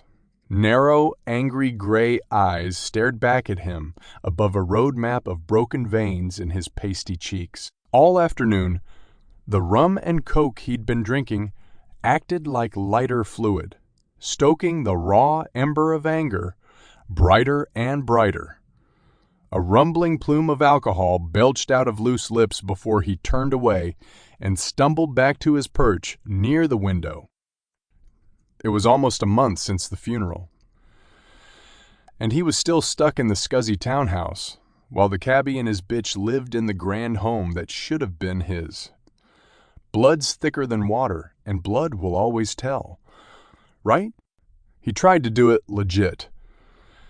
After the funeral, he saw 2 lawyers, the ones that advertised the first consult as free. In both cases, the shysters shook their heads slowly after he finished telling how his only blood relative on earth had left him just a single dollar. And in both cases, they told him he had no case. The will was solid. He couldn't make them understand. Stella's will had been bogus. The cabbie had conned her into making him the heir. He knew enough inmates who'd tried going straight and had driven a cab to make money. They were crooks, every last one of them. Yes, they tricked her, Gordon. Now they're laughing at you, living it up in the old house. They'll get everything, Gordo, if you're not careful. His head jerked back, and he looked around. Ever since he'd visited the house and broke into the cellar, voices whispered in his head. Not that he disagreed with the message, but Christ, they could happen right out of the blue and startle him so badly he'd almost spilled his drink more than once. And now the voice was taking on its own character. A deep, sonorous baritone with just a touch of a British accent. Not the foppy plum in the mouth one. No, more like an older version of James Bond. When that voice spoke, he listened and replied, Yeah, I need to challenge that will. Take the bastards to court. His teeth ground together before he belted back the rest of the drink. I can't challenge the will, so I'll just sue them. That won't work. There are other ways. Hey, Gordo, you're smarter than they are, aren't you? It chuckled deeply. After all, they're just a dumb cabbie and a waitress. Gordon's fist tightened on the glass, forcing a hairline crack to appear. He rose and lurched across the room. After tossing the glass into the trash, he poured more rum into another one from the cabinet. There had to be a way. Threaten them.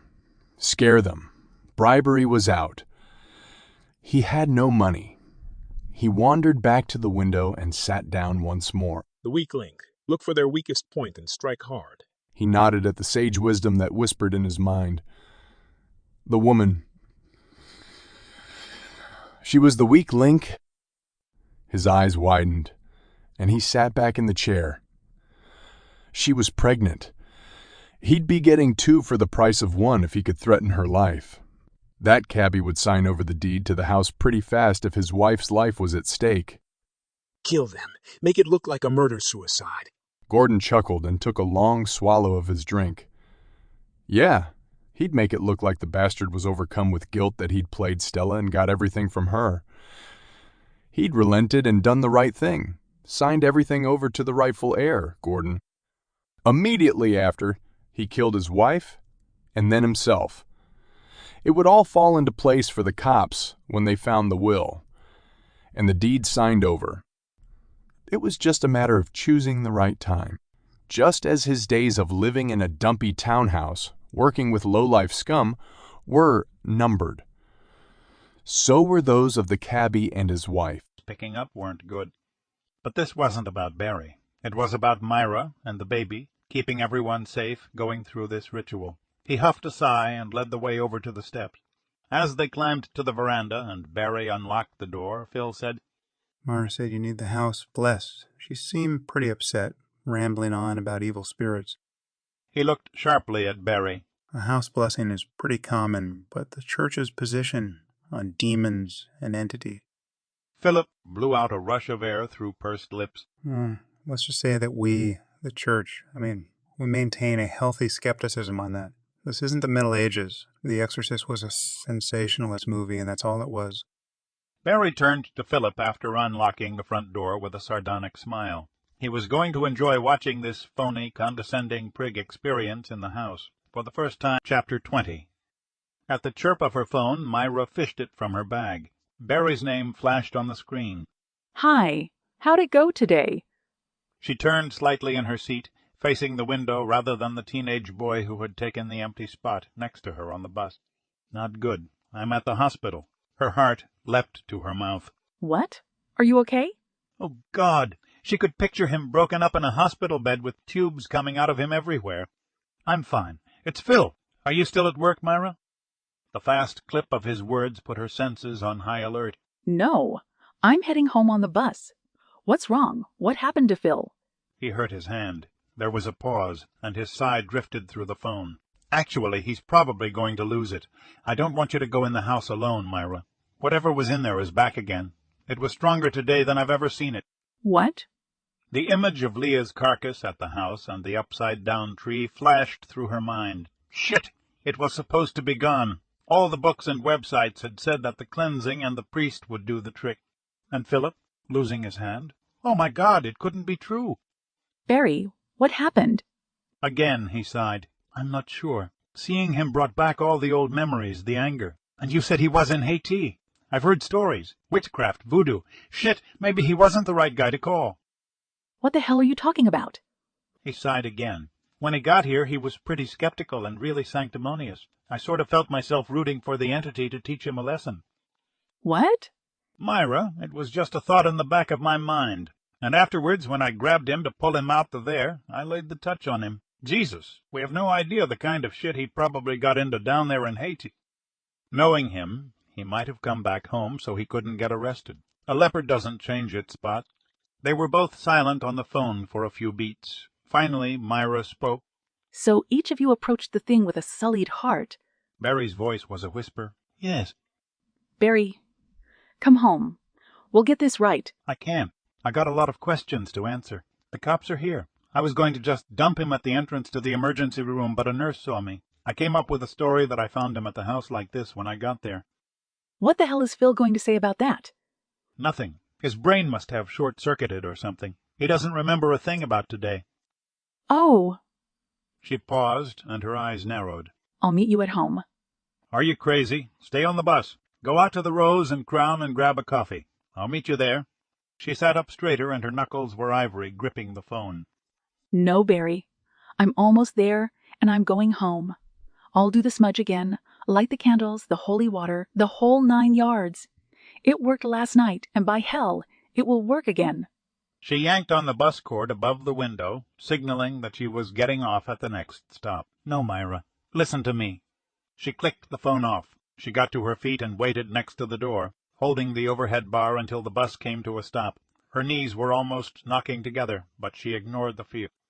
The entrance to the driveway was across the street. She descended the stairs and stood watching it for a few seconds. She'd had enough of this bullshit. The crap she endured from customers at work was bad enough, but to take more in her own home. Bullied and scared shitless by a ghost. A ghost! No freaking way!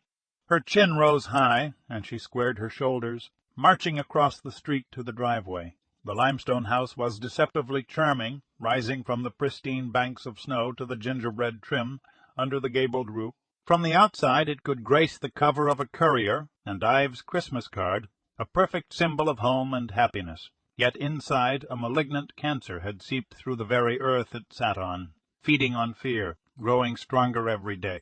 Stella had managed it for over 60 years, and together with Evelyn, had held the evil forces at bay. Stella had seen that potential in Barry. She'd chosen him over a blood relative, her nephew, to carry on the responsibility.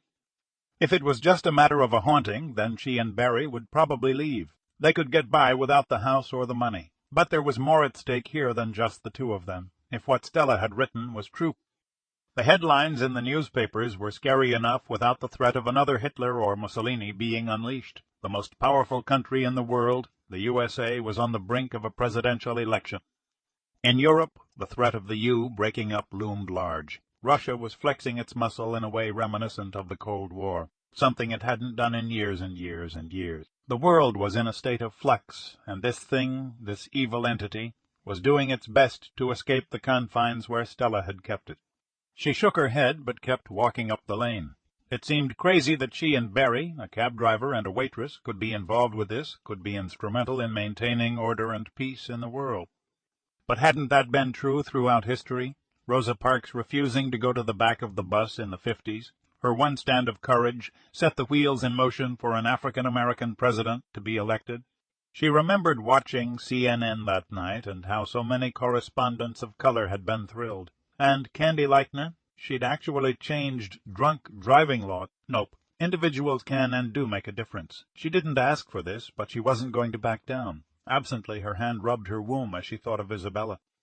Well, it looked like it was up to them now, doing whatever it took to keep this evil cancer from growing. For a moment her resolve faltered, walking by the black car which had to be the priest. He'd tried and failed. What could she do that would be any better than a priest's blessing? She climbed the steps and rooted in her purse for the house key, all the while steeling herself once again for the battle inside. She wasn't going to turn tail and run. Not Myra Sullivan Ryan, thank you very much. Her heart beat hard in her chest, and she breathed faster, trying not to notice the slight tremor in her fingers fitting the key into the lock. Too late, she heard the crunch of a heavy boot in the frozen snow behind her. She started to turn, but a meaty paw closed over her mouth. Another arm and hand circled her body and gripped her like a vise, lifting her from her feet, thrusting the door wide, to spill forward. Got you now, bitch. Chapter 21. The voice. It was what woke him that morning. It had been right. Today we take back the house. Gordon had sat straight up in bed, ignoring the rush of bile in the back of his throat from the night of drinking. His head was splitting, but that didn't matter. The only thing that was important was the voice and the certainty in his gut that the words were true. The only other time he'd felt so connected was that time Stella had made him sit in the living room and had grilled him with question after question.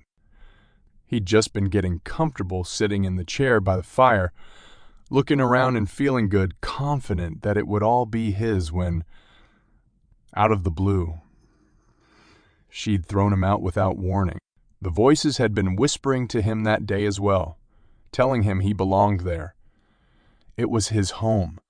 Whatever ability his Aunt Stella had, well, he had it too. It was how he'd kept the job at the prison for so many years. He'd known which of the loser inmates he could trust, and also the right time to bring dope into work to score some cash. Whenever they had done a search, he'd helped toss the joint, giving such a performance of disgusted outrage that he deserved an Academy Award. They'd never suspected him at all. The old bitch had known he had the gift too, but more than that, her gift was more powerful. She was able to read him and was repulsed by him. The old bat was a sanctimonious fool. Everything in his life would change after this night. The house would be his to sell to a developer, and the money would be enough that he could retire, move out of this godforsaken country to someplace warm. Some third-world country where he'd live like a king, flash a wad of cash down there, and lots of Chiquitas would fall all over him. Hot Latinas who would see him as a rich gringo, not some broken-down guy going to pot. Yeah, things were going to change big time. After grabbing some rope and the hammer from his toolbox, He'd left the townhouse to begin the game of cat and mouse.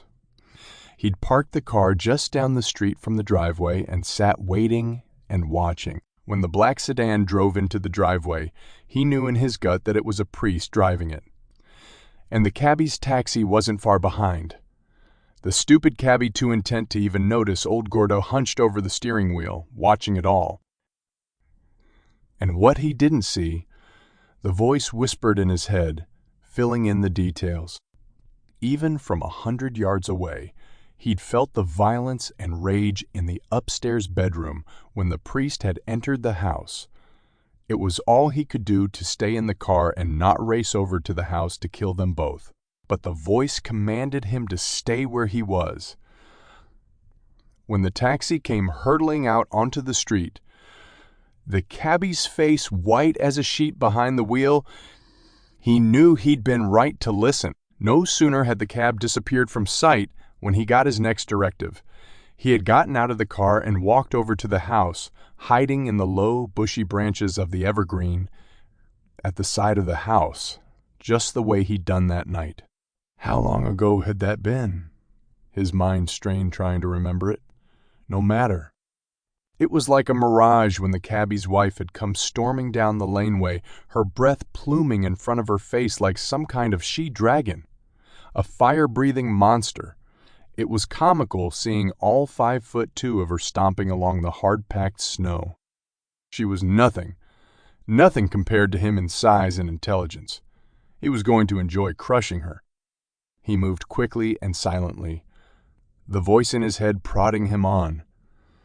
When he grabbed her, raw power surged and pulsed through his body, even to the point that he got hard.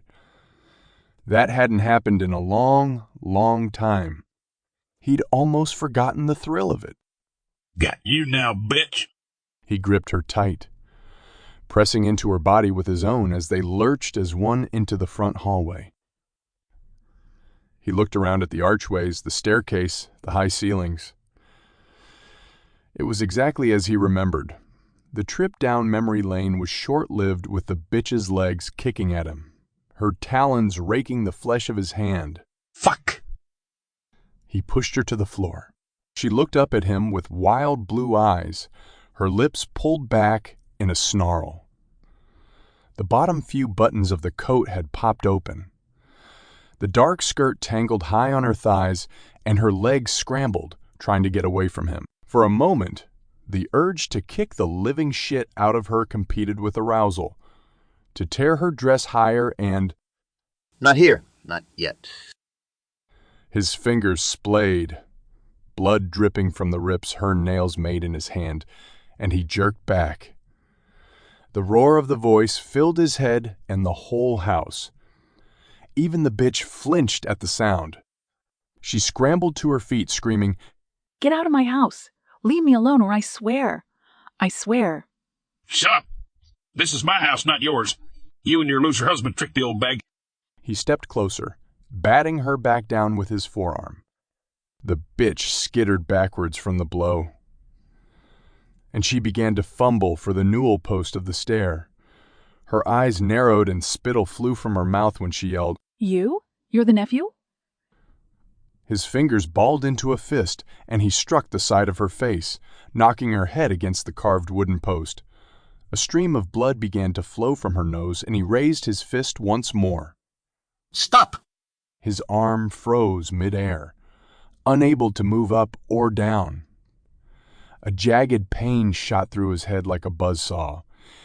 He couldn't move a muscle. He could barely breathe. He watched in rage as the woman clutched a spindle of the staircase and hauled herself upright. Take her to the cellar. The low whisper was a chill that shuddered through his body, breaking the paralyzing spell. He grabbed her foot and yanked her once more to the floor. With his other hand, he reefed on her arm, dragging her away from the stairs. "Let me go." The woman continued to swat her arm at him and kick her feet. Her screams would never be heard outside, not with the thickness of the walls and the distance from the street. He needed to hurry, though, in case the cabbie came home. He wanted her tied up and at his mercy when her husband arrived. He hauled her down the hallway to the cellar entrance, keeping his arm extended to avoid her thrashing. With his free hand, he yanked the door open and tugged her inside. The air was dank and rancid. The bitch retched at the odor, but he inhaled deeply. It was powerful. He swelled with the increase of energy that flowed into him. It was the same as the last time when he snuck into the cellar. It was awesome. The bare light bulb flashed bright when he flipped the switch, lighting the way down the narrow wooden steps. He dragged and clattered down with the woman in tow. Getting to the bottom and feeling the packed earth under his feet elevated the majestic sensation. There was a metal support post off to the right, which would do for what he had planned. His head bobbed to the side when the bitch landed a punch above his ear. She was totally wild. Strings of hair had escaped her ponytail and now framed a heart-shaped face twisted with fear. But now he was able to control her with one hand as his power grew. Her eyes were wide and darting everywhere, looking for anything to help her. His fingers closed on the flesh of her cheek, squeezing and twisting until she screamed, her hands tearing at him. Quick as a flash, his fingers curled around her ponytail, yanking hard, pulling her forward to the pole. He banged her head against it, smiling at the clanging thud and the flutter of her eyes before she crumpled like a rag doll to the floor. He took a deep breath and let it out slowly.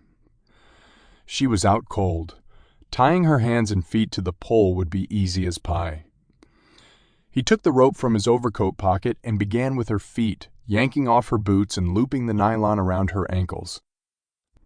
When he was done that, he hoisted her body up and draped her head and shoulders over his own, repeating the looping around the wrists and then securing the line to the pole. The last was the lines around her waist to keep at least half of her upright. He stepped back and wiped the sweat that had beaded on his forehead with the back of his hand. The thud upstairs, followed by the male voice calling, "Myra?" was the icing on the cake. Perfect timing. Chapter 22. Barry raced out of the emergency room to his cab. He burned rubber, fishtailing down the ramp of the ER parking area onto King Street West. Why couldn't she have just listened to him? She could be so stubborn sometimes, and this was definitely not the time to be bullheaded. God, if she'd seen Philip's hand, she wouldn't go near the house on her own. He hit the button on the steering wheel and spoke, "Call Myra." After the connection was made, the ringing just went on and on before voicemail kicked in, scraping his raw nerves like a cheese grater. Why wasn't she picking up? He punched the steering wheel with his fist, seeing the traffic light turn from amber to red, and the car ahead of him slow down to a stop. Suddenly, the scene out the windshield became black. The muscles in his neck were like steel cords when a scene flashed in his head. Myra was being dragged along the wooden floor by some hulking brute. She kicked and screamed. When the guy's head turned and he snarled at her, Barry's blood turned to ice. It was Gordon. He had Myra. Oh, my God! He was taking her down to the cellar. His vision cleared, and the street was once more in front of him. He yanked the steering wheel, whipped past the car in front, and ran through the light, narrowly missing a pedestrian. He stomped on the gas pedal. He was about to hit the button to call her again when the phone rang, startling him. Myra. Another amber light was just ahead. Oh, no. He floored it. The sound from the phone was a high-pitched squeal, like when you dial a fax number by mistake. It stopped, and the voice that followed was tinny and far away. "Hurry. He intends to kill her." Who is this? The palms of his hands were sweaty, gripping the steering wheel. "Hurry, Barry." The phone went silent. It had been a woman's voice, faint as it was. He knew beyond a shadow of a doubt that it had been Evelyn, not Stella. Oh, God! He whipped and yanked the steering wheel, racing through the streets. He'd known Gordon was bad news that day. He'd caught him in the driveway when they were moving in. Fuck! He'd screwed up again. He could have beaten the thug up. Anything to keep him away. Myra accused him of being too much of a pacifist, too easygoing, and now she was going to pay the price for him not having the balls to take care of his family. Up ahead was his driveway, and the tail of his car skidded to the side when he wheeled it in. He skidded to a stop, jumped out of the car, and froze in shock. Every branch of all the trees in the yard was black with crows. Oh, God, there were so many twitching, hunched together, their beady black eyes peering down at him. They were absolutely silent and totally malevolent. He reached out to them, summoning the touch, and felt them quivering inside like an arrow on a string. All of them were aching to attack him and tear him to pieces before he could take another step.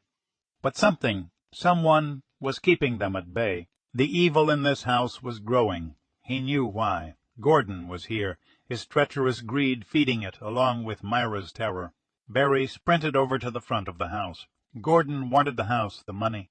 He could have it! He could have it! He'd do anything to save Myra and the baby. He stepped inside and froze at the sight before him. Chapter 23. It was the woman from the bedroom, the one he would swear on a stack of Bibles had called him on his cell phone. She stood at the top of the stairs, staring down at him, her wide eyes black as coal set in a pale, gaunt face. Her hand rose, and she pointed down the hallway at the door to the cellar. Hurry! Her voice sounded like it was coming from 100 miles away. He gasped when he noticed the blood spots by the newel post as he ran past. "Oh, God, please don't let him be too late! Myra!" The air was thick and cold on his face when he opened the cellar door. He ignored it and flew down, stopping short at the bottom. Gordon stood there. His small teeth flashed in a sly grin, and his eyes were narrowed with victory. An icy spike of fear shot through Barry's gut. Myra was bent at the waist, her hands behind her back, tied to a post. He couldn't see her face, hidden in the hair that hung loose from her ponytail. But the sense that she was still alive was strong. And not just her, but the baby as well. Let her go. I'll do anything you want. Just don't hurt her. Barry took a few steps down the stairs, holding his hands up, palms out. That's close enough. Gordon reached into his coat and pulled out a carpenter's framing hammer. The nail-pulling claw stuck out almost straight like a chisel. He tapped the end of the claw against the side of Myra's head. Barry's heart hammered. He threw up his hands in surrender. "Please, don't!" Gordon chuckled and lowered the hammer to his side. I don't want to hurt her. All I want is what's rightfully mine, the house and Stella's estate. Sign it over and I'll let her go. His lips were a snarl when he added, I don't know how you tricked the old bat, but this was all supposed to go to me. A trickle of cold sweat inched between Barry's shoulder blades. Rather than reassure him, Gordon's words made things worse. The guy was delusional. There was no way he could let either of them live, not after getting into the house the way he was planning. It wasn't remotely close to being legal, and with Barry and Myra alive, they could testify to that.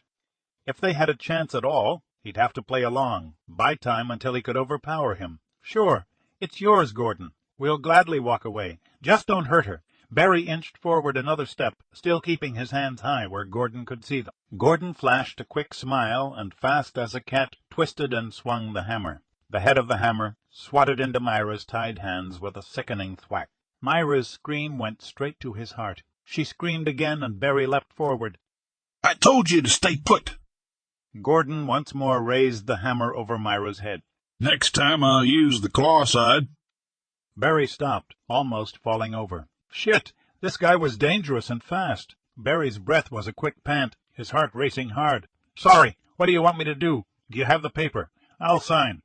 Tears streamed from Myra's eyes, and her shoulders racked up and down with her keening sobs. Barry's gut knotted with fear. A sickening grin flared on Gordon's face. Go upstairs and get pen and paper. I'll dictate what you need to write. He swung the hammer lightly and struck Myra's shoulder, making her jerk upright and cry out again. No funny business. Okay?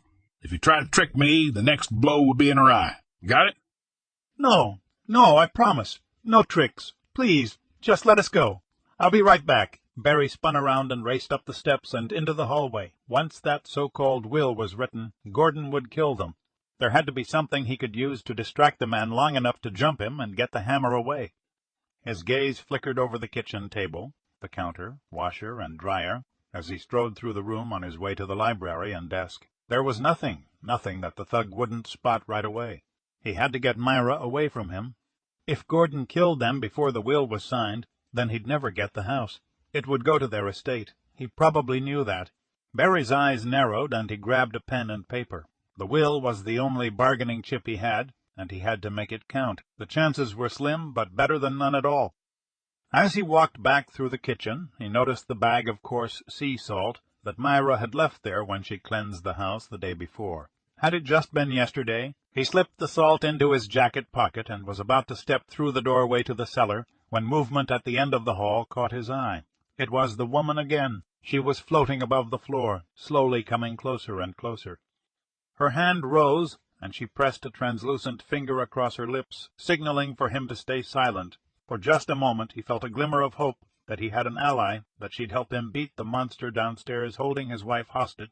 "What are you doing up there?" Gordon's voice was a roar that brought Barry back to the present, but it also served another purpose. There had been just a hint of anxiety in Gordon's voice. Barry reached out with the touch. Oh, no, no, no, no. The gift that Stella had was present in Gordon as well. It wasn't as strong, but it was still there. He had sensed the ghost that was above him, sensed an enemy. Gordon might have serious allies in the paranormal entities in the house, but he didn't have them all. Whoever this woman was, she was on their side. "Hold on! I'm coming!" He spun on his heel and stepped down the few steps to face Gordon. "Before I write anything, I need you to untie my wife." Gordon raised the hammer again. Barry had been about to yell for him to stop, but Gordon's head jerked back, and he slowly lowered the hammer all on his own. His eyes narrowed and head tilted to the side, and without another word he stepped to the back of the pole and began untying Myra's hands, and then her feet. A whiff of rotten meat flitted by Barry's face, and he recoiled for a moment. The hair on the back of his neck and arms rose and tingled as if an electrical current had passed through his body. He turned his head and gasped. A pair of red glowing eyes stared over at him from near the furnace. The feeling of rage and malevolence that peered at him made his knees weak. "There!" Gordon gave Myra a shove. Barry reached for her hand and pulled her close, as much to get her away from Gordon as the evil thing over by the furnace. "Start writing. Put your full name and your wife's at the top of the page and write the date." Gordon stepped closer. Barry knew that with one swing he could kill Myra. The man was insane. He took the pen in his hand and started writing on the pad of paper. When he had written what Gordon had ordered, he looked up. "Next line. We relinquish any claim we have on 23 Center Street and want to adhere to Stella Braithwaite's original wish, which was for her nephew Gordon to assume ownership." Gordon stepped closer, and his eyes were narrow. "Write it, cabby!" A blood-curdling scream from Myra filled the room. She had collapsed down onto the floor, rocking back and forth with her arms folded over her belly. Low moans of pain rumbled from her throat. Oh, my God! She was losing the baby! All this pain and horror that Gordon had caused. And this house. For a second Gordon looked puzzled, staring at her. It was now or never. Barry gripped the pen like a dagger in his hand and lunged at Gordon, passing over Myra and landing on top of the hulking guy. They crashed to the floor with Barry spread over him. He stabbed the pen into Gordon's neck, feeling it pierce muscle and tendons. At the same time he butted him. He was snarling in rage as he pulled at the pen to shove it into Gordon's eye when a force drove down on top of him like a load of bricks. Every cell in his body exploded in a starburst of agony. The force grasped him in an invisible talon, and he was lifted into the air. He couldn't speak nor move. A pain ripped through him, cell by cell. At the grunt below he looked down. With horror he saw Gordon shake his head and grab at the wound in his neck. Damn it! Barry had missed the artery! Gordon rolled to his side and began to struggle to his feet, staring at Myra and licking his lip. Barry squeezed his eyes tight. Focus. He needed to use every ounce of power he possessed to save Myra. A picture of the entity losing power, shrinking back to the floor as it weakened, pulsed in his brain. He gasped, feeling a shift in his body. He had fallen lower, a little closer to the ground. In his mind, the energy seeped back into a long fissure in the floor, becoming less and less. His head ached from the narrow focus, like a light laser. He was almost there. I command you to release me. The words rushed out, and he felt a jolt when his foot touched the floor. Gordon spun on his heel, turning to face Barry once more, the hammer raised over his head. With a snarl he rushed at Barry, a roaring, gibbering monster of rage. Barry ducked the blow and pushed forward, his shoulder connecting with Gordon's thigh, flipping the heavy thug over his body. There was a meaty thud, followed by a sharp cry.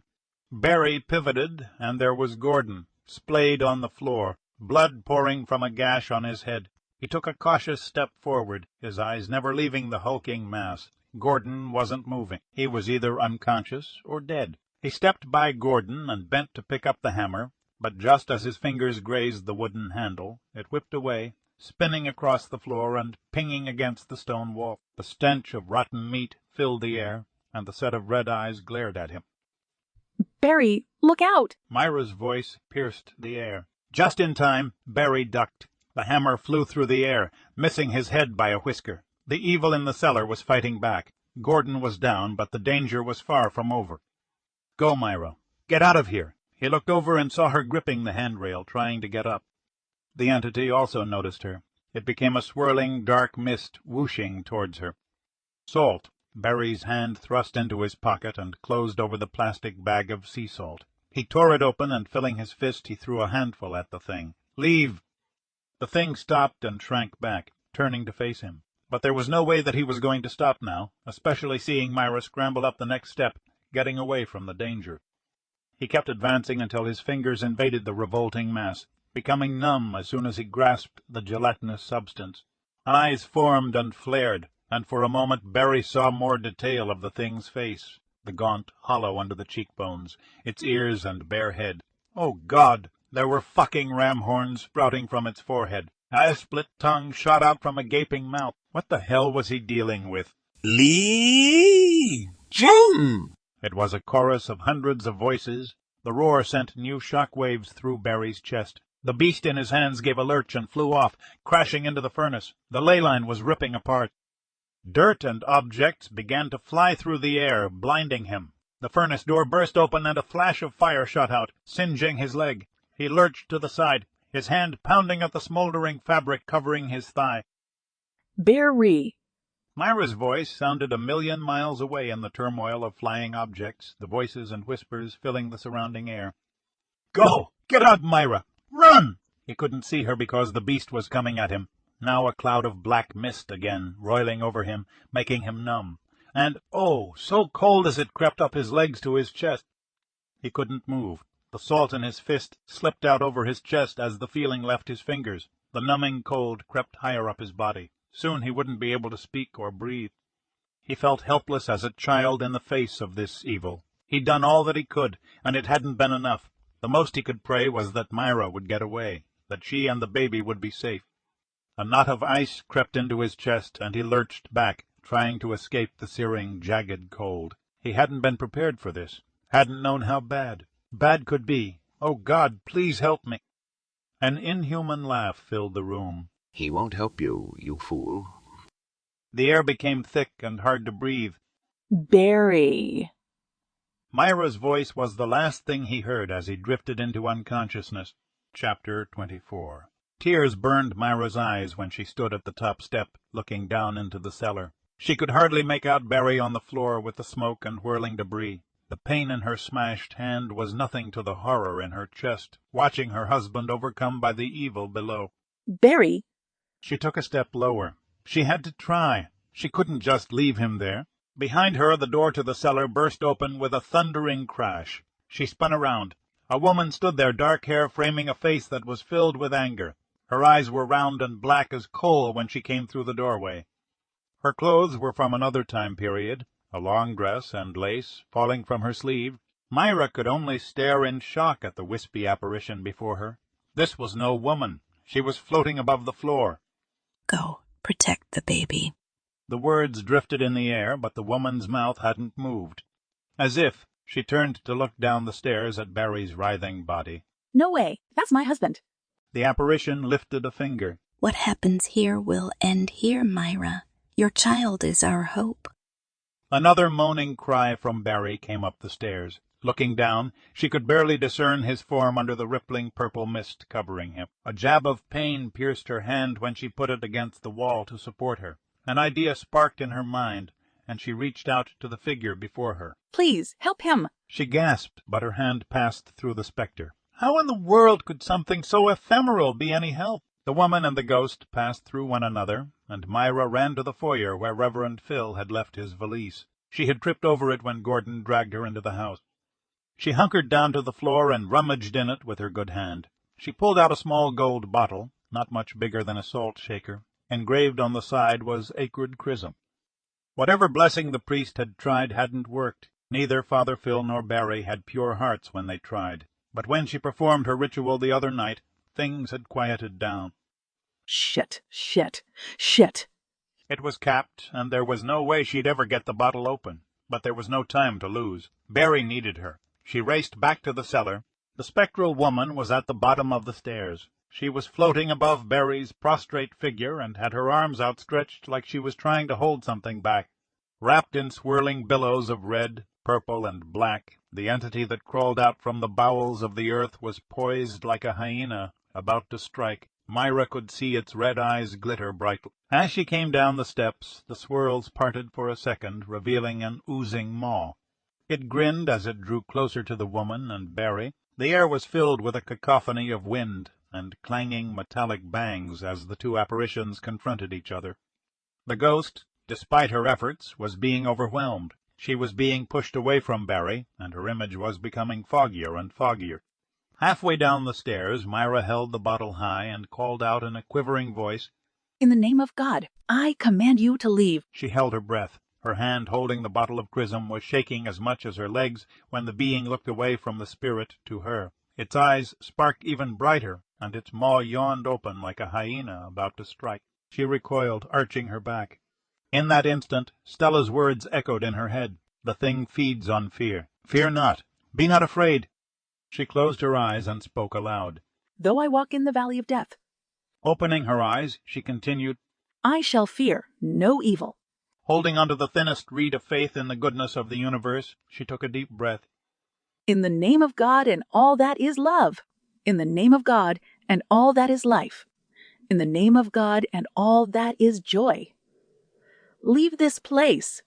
Tears stung her eyes as the power of her faith consumed her. She descended each step, waving the golden bottle before her as a talisman of hope. The will of love commands you, be gone. She stepped again. The will of hope commands you, leave this realm. Again she stepped down. The being had stopped its advance. Its eyes grew huge, but now the glee that had been in them was a mortal rage. The room thundered with its hate and buffeted her like an unstoppable wave. The will of God commands you. She held herself upright as best she could and felt Isabella kick in her womb. So be it. She stepped over to Barry's form. They'd stand or fall as a family. With an agony she didn't know could exist firing though her broken hand, she pulled the stopper from the bottle of chrism and tossed the contents at the beast. Droplets passed through the figure like bullets. The demon recoiled. Now raising the open bottle, she shook its neck at the beast, splashing it with the blessed oil and balsam mixture. Over and over she screamed every word she knew of goodness as she lashed at and advanced on the terrible visage, emptying the container. Light, love, joy. Barry, Isabella, mother. Father to life. With each cry her faith grew, and the savage shrank back. It folded into itself, collapsing smaller and smaller. The ghost apparition now pressed the advantage, floating closer and closer. Her fingers were curved talons reaching for the thing. It passed Myra and engaged the beast directly. As the beast waned, the woman waxed, forcing it lower and lower. Throwing the now empty bottle at the two figures, Myra turned to Barry's still form. She dropped to her knees onto the dirt floor and clutched his head. Barry. She couldn't even tell if he was breathing. Again and again she called his name. Please come back. I love you. Tears flowed down her face and dripped onto her husband's. She leaned in and kissed his forehead, his cheeks, his lips, crying and keening all the while like an animal caught in a leg trap. He was so cold. What a horrible price they were paying to be good. It wasn't supposed to be like this. Her hands curled into fists and she beat his chest. Please, please, wake up. In the dream she had a lifetime ago, he died because she had not been there when he needed her. But that hadn't happened. She pounded and pushed at his chest, at his heart over and over. She stopped for a moment, watching for any response. Nothing. Her chin dropped to her chest, and her shoulders racked as more tears fell through her now closed eyes. Like a warm blanket, the presence of the woman's spirit enveloped her and Barry. The energy tingled warmly through her body. Opening her eyes, she saw the woman's face before her. Evelyn! It came to her in a thought. She dropped her head to see the woman's now almost solid hand rest on Barry's heart. At the same time, her daughter moved again deep inside. A pure white glow of energy now flowed through both her and Barry in a swirling cascade of warmth and joy. A sense of peace filled her. She stroked her husband's still face.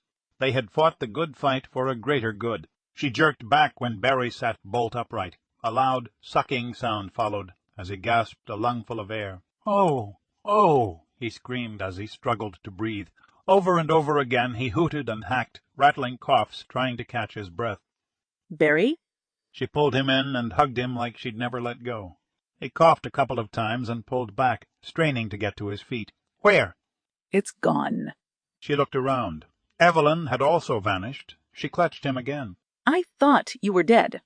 Barry held on to her, and they rocked together. I think I was," he said in a voice filled with awe. He gazed around the cellar. When he saw the still form of Gordon, his head jerked back. "He's dead. It wasn't a question, just a statement of fact."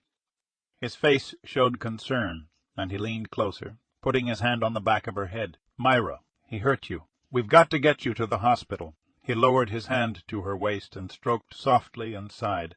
"Thank God the baby's fine." The pain flared through her hand like a flame. She dropped her head. Bones would knit, and life would go on. They were together, a family. They had faced and fought absolute evil and beat it back, empowered by love and hope. That was the force that was stronger than what had invaded the house. She looked over at Gordon, and for a moment she felt sorry for him. He had let himself be such an easy prey. The evil in the house had used and discarded him like a paper towel. "We've got to call the police before I can go to get fixed up. How the hell are we ever going to explain what happened?" She reached for his hand, and together the two of them helped each other get to their feet. After all that had happened, both of them were drained. "We're not. Leave it to me." Chapter 25.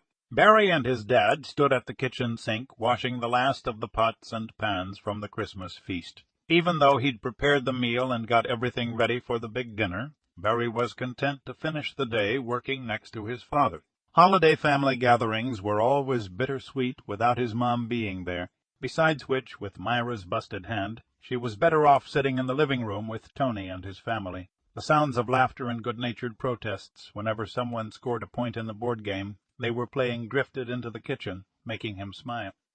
The fact that the whole atmosphere of that room had changed so much that it was actually pleasant to sit there also made him smile. Myra is lucky to be alive.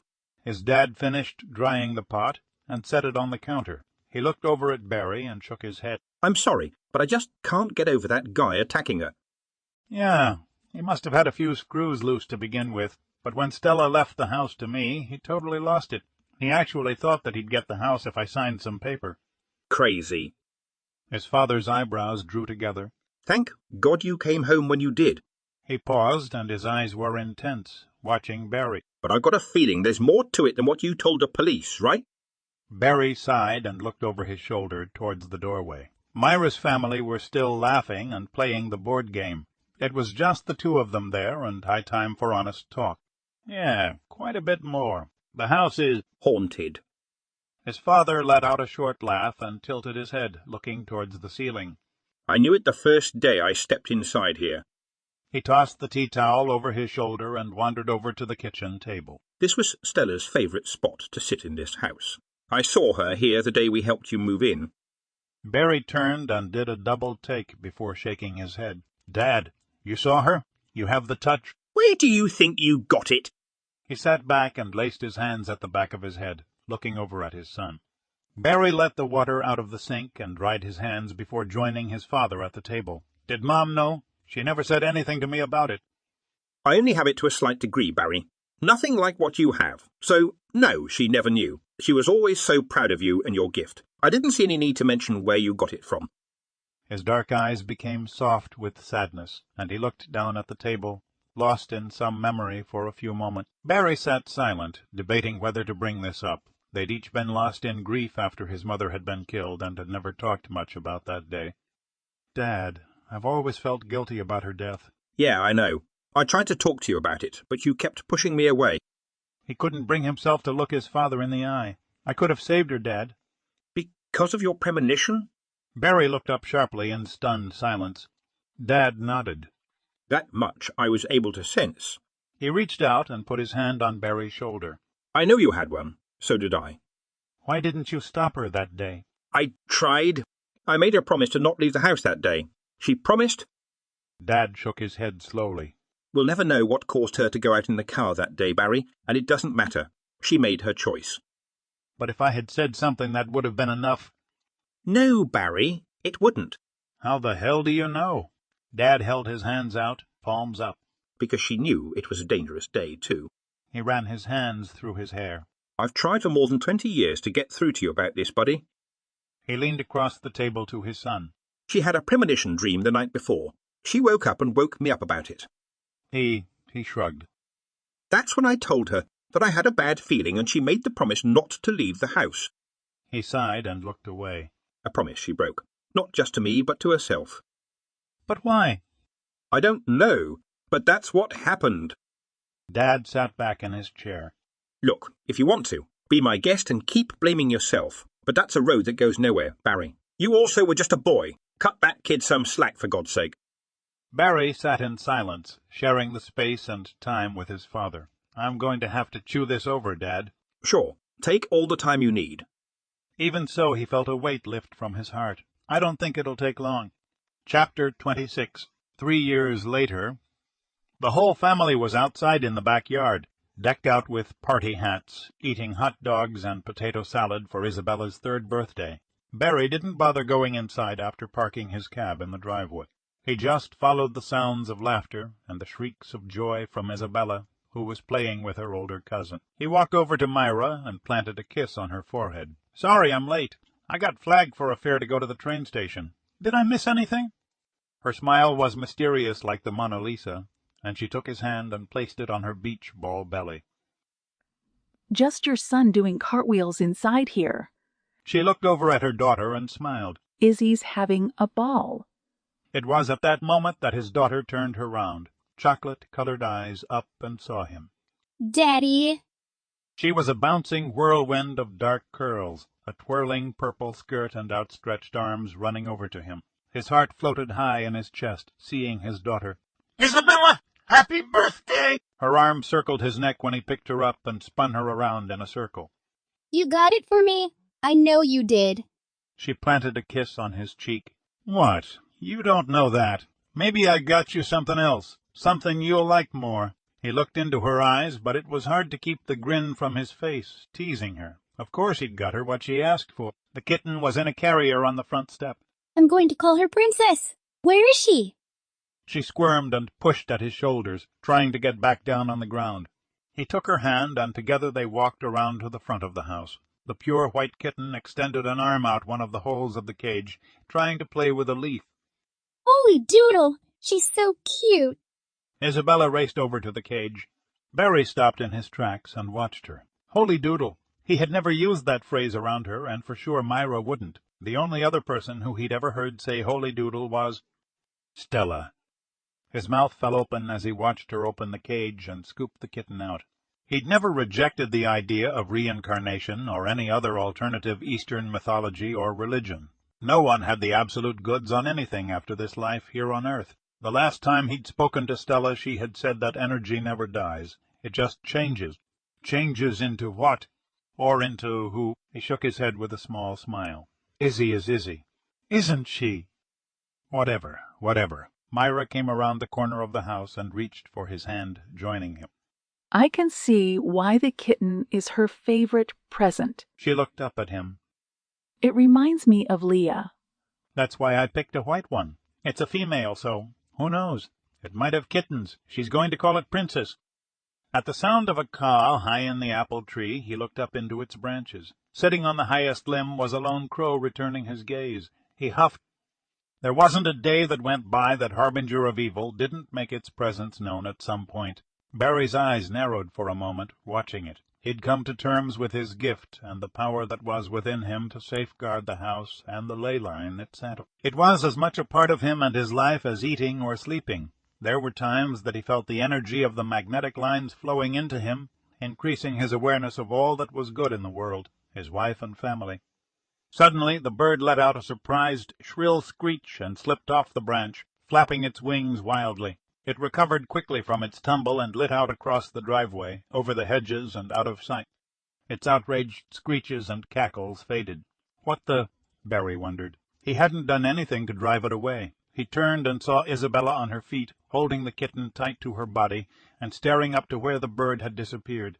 Isabella walked over to stand in front of her parents and smiled up at them. Horrible bird.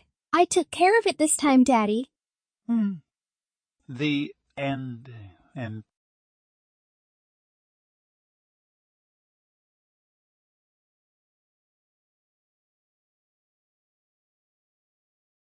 This tale of the hauntings of Kingston was inspired by a particular building in my city. It's known as Rosalone House. It was built by a lawyer for his growing family in 1841. Today, it still stands, and many of the trees that were planted when it was built survive. It's a beautiful building that has called to me since I was a child. The tale you've just read is of my own imagination that I spun out on the grounds of Rosalone House by asking myself the two-word question that so often begins the spinning of a tale. What if? Thank you for listening to this audiobook. Hopefully you enjoyed it. If you did, please leave a review. Reviews help struggling authors get their books in front of more readers. If for any reason this book missed the mark for you, please accept my apologies. Many, many hours went into its creation, and all I can say is I did my best. If you want to let me know where it fell short, there will be no bad feelings on my part, I promise. I will take your feedback to heart and try to improve. If not on this one, then certainly on the next. Stories of eerie events happening in hotels abound in Kingston. These tales bolster my belief that this city is an uncommon domain where the boundary between realms becomes thin. Each novel is a story unto itself, a stand-alone novel. The other books in the hauntings of Kingston are The Haunting of Crowley House. For 100 years the home in Kingston has stood. It's waiting. The Haunted Inn. Two guys plan to open a fake haunted B&B, only to learn that there are things in this world better left alone. The Haunting of Larkspur Farm. Paige and her family escaped the crime and filth of the big city to a countryside home, but Larkspur Farm has a deadly history and has been waiting. The Ghosts of Hanson House. On a summer holiday, 4 children learn that breaking Grandpa's rules have disastrous and eerie results. My latest series is The Haunted Ones. Paranormal suspense, frightening tales of everyday people who confront unspeakable evil. A note from the author, Michelle Dorey.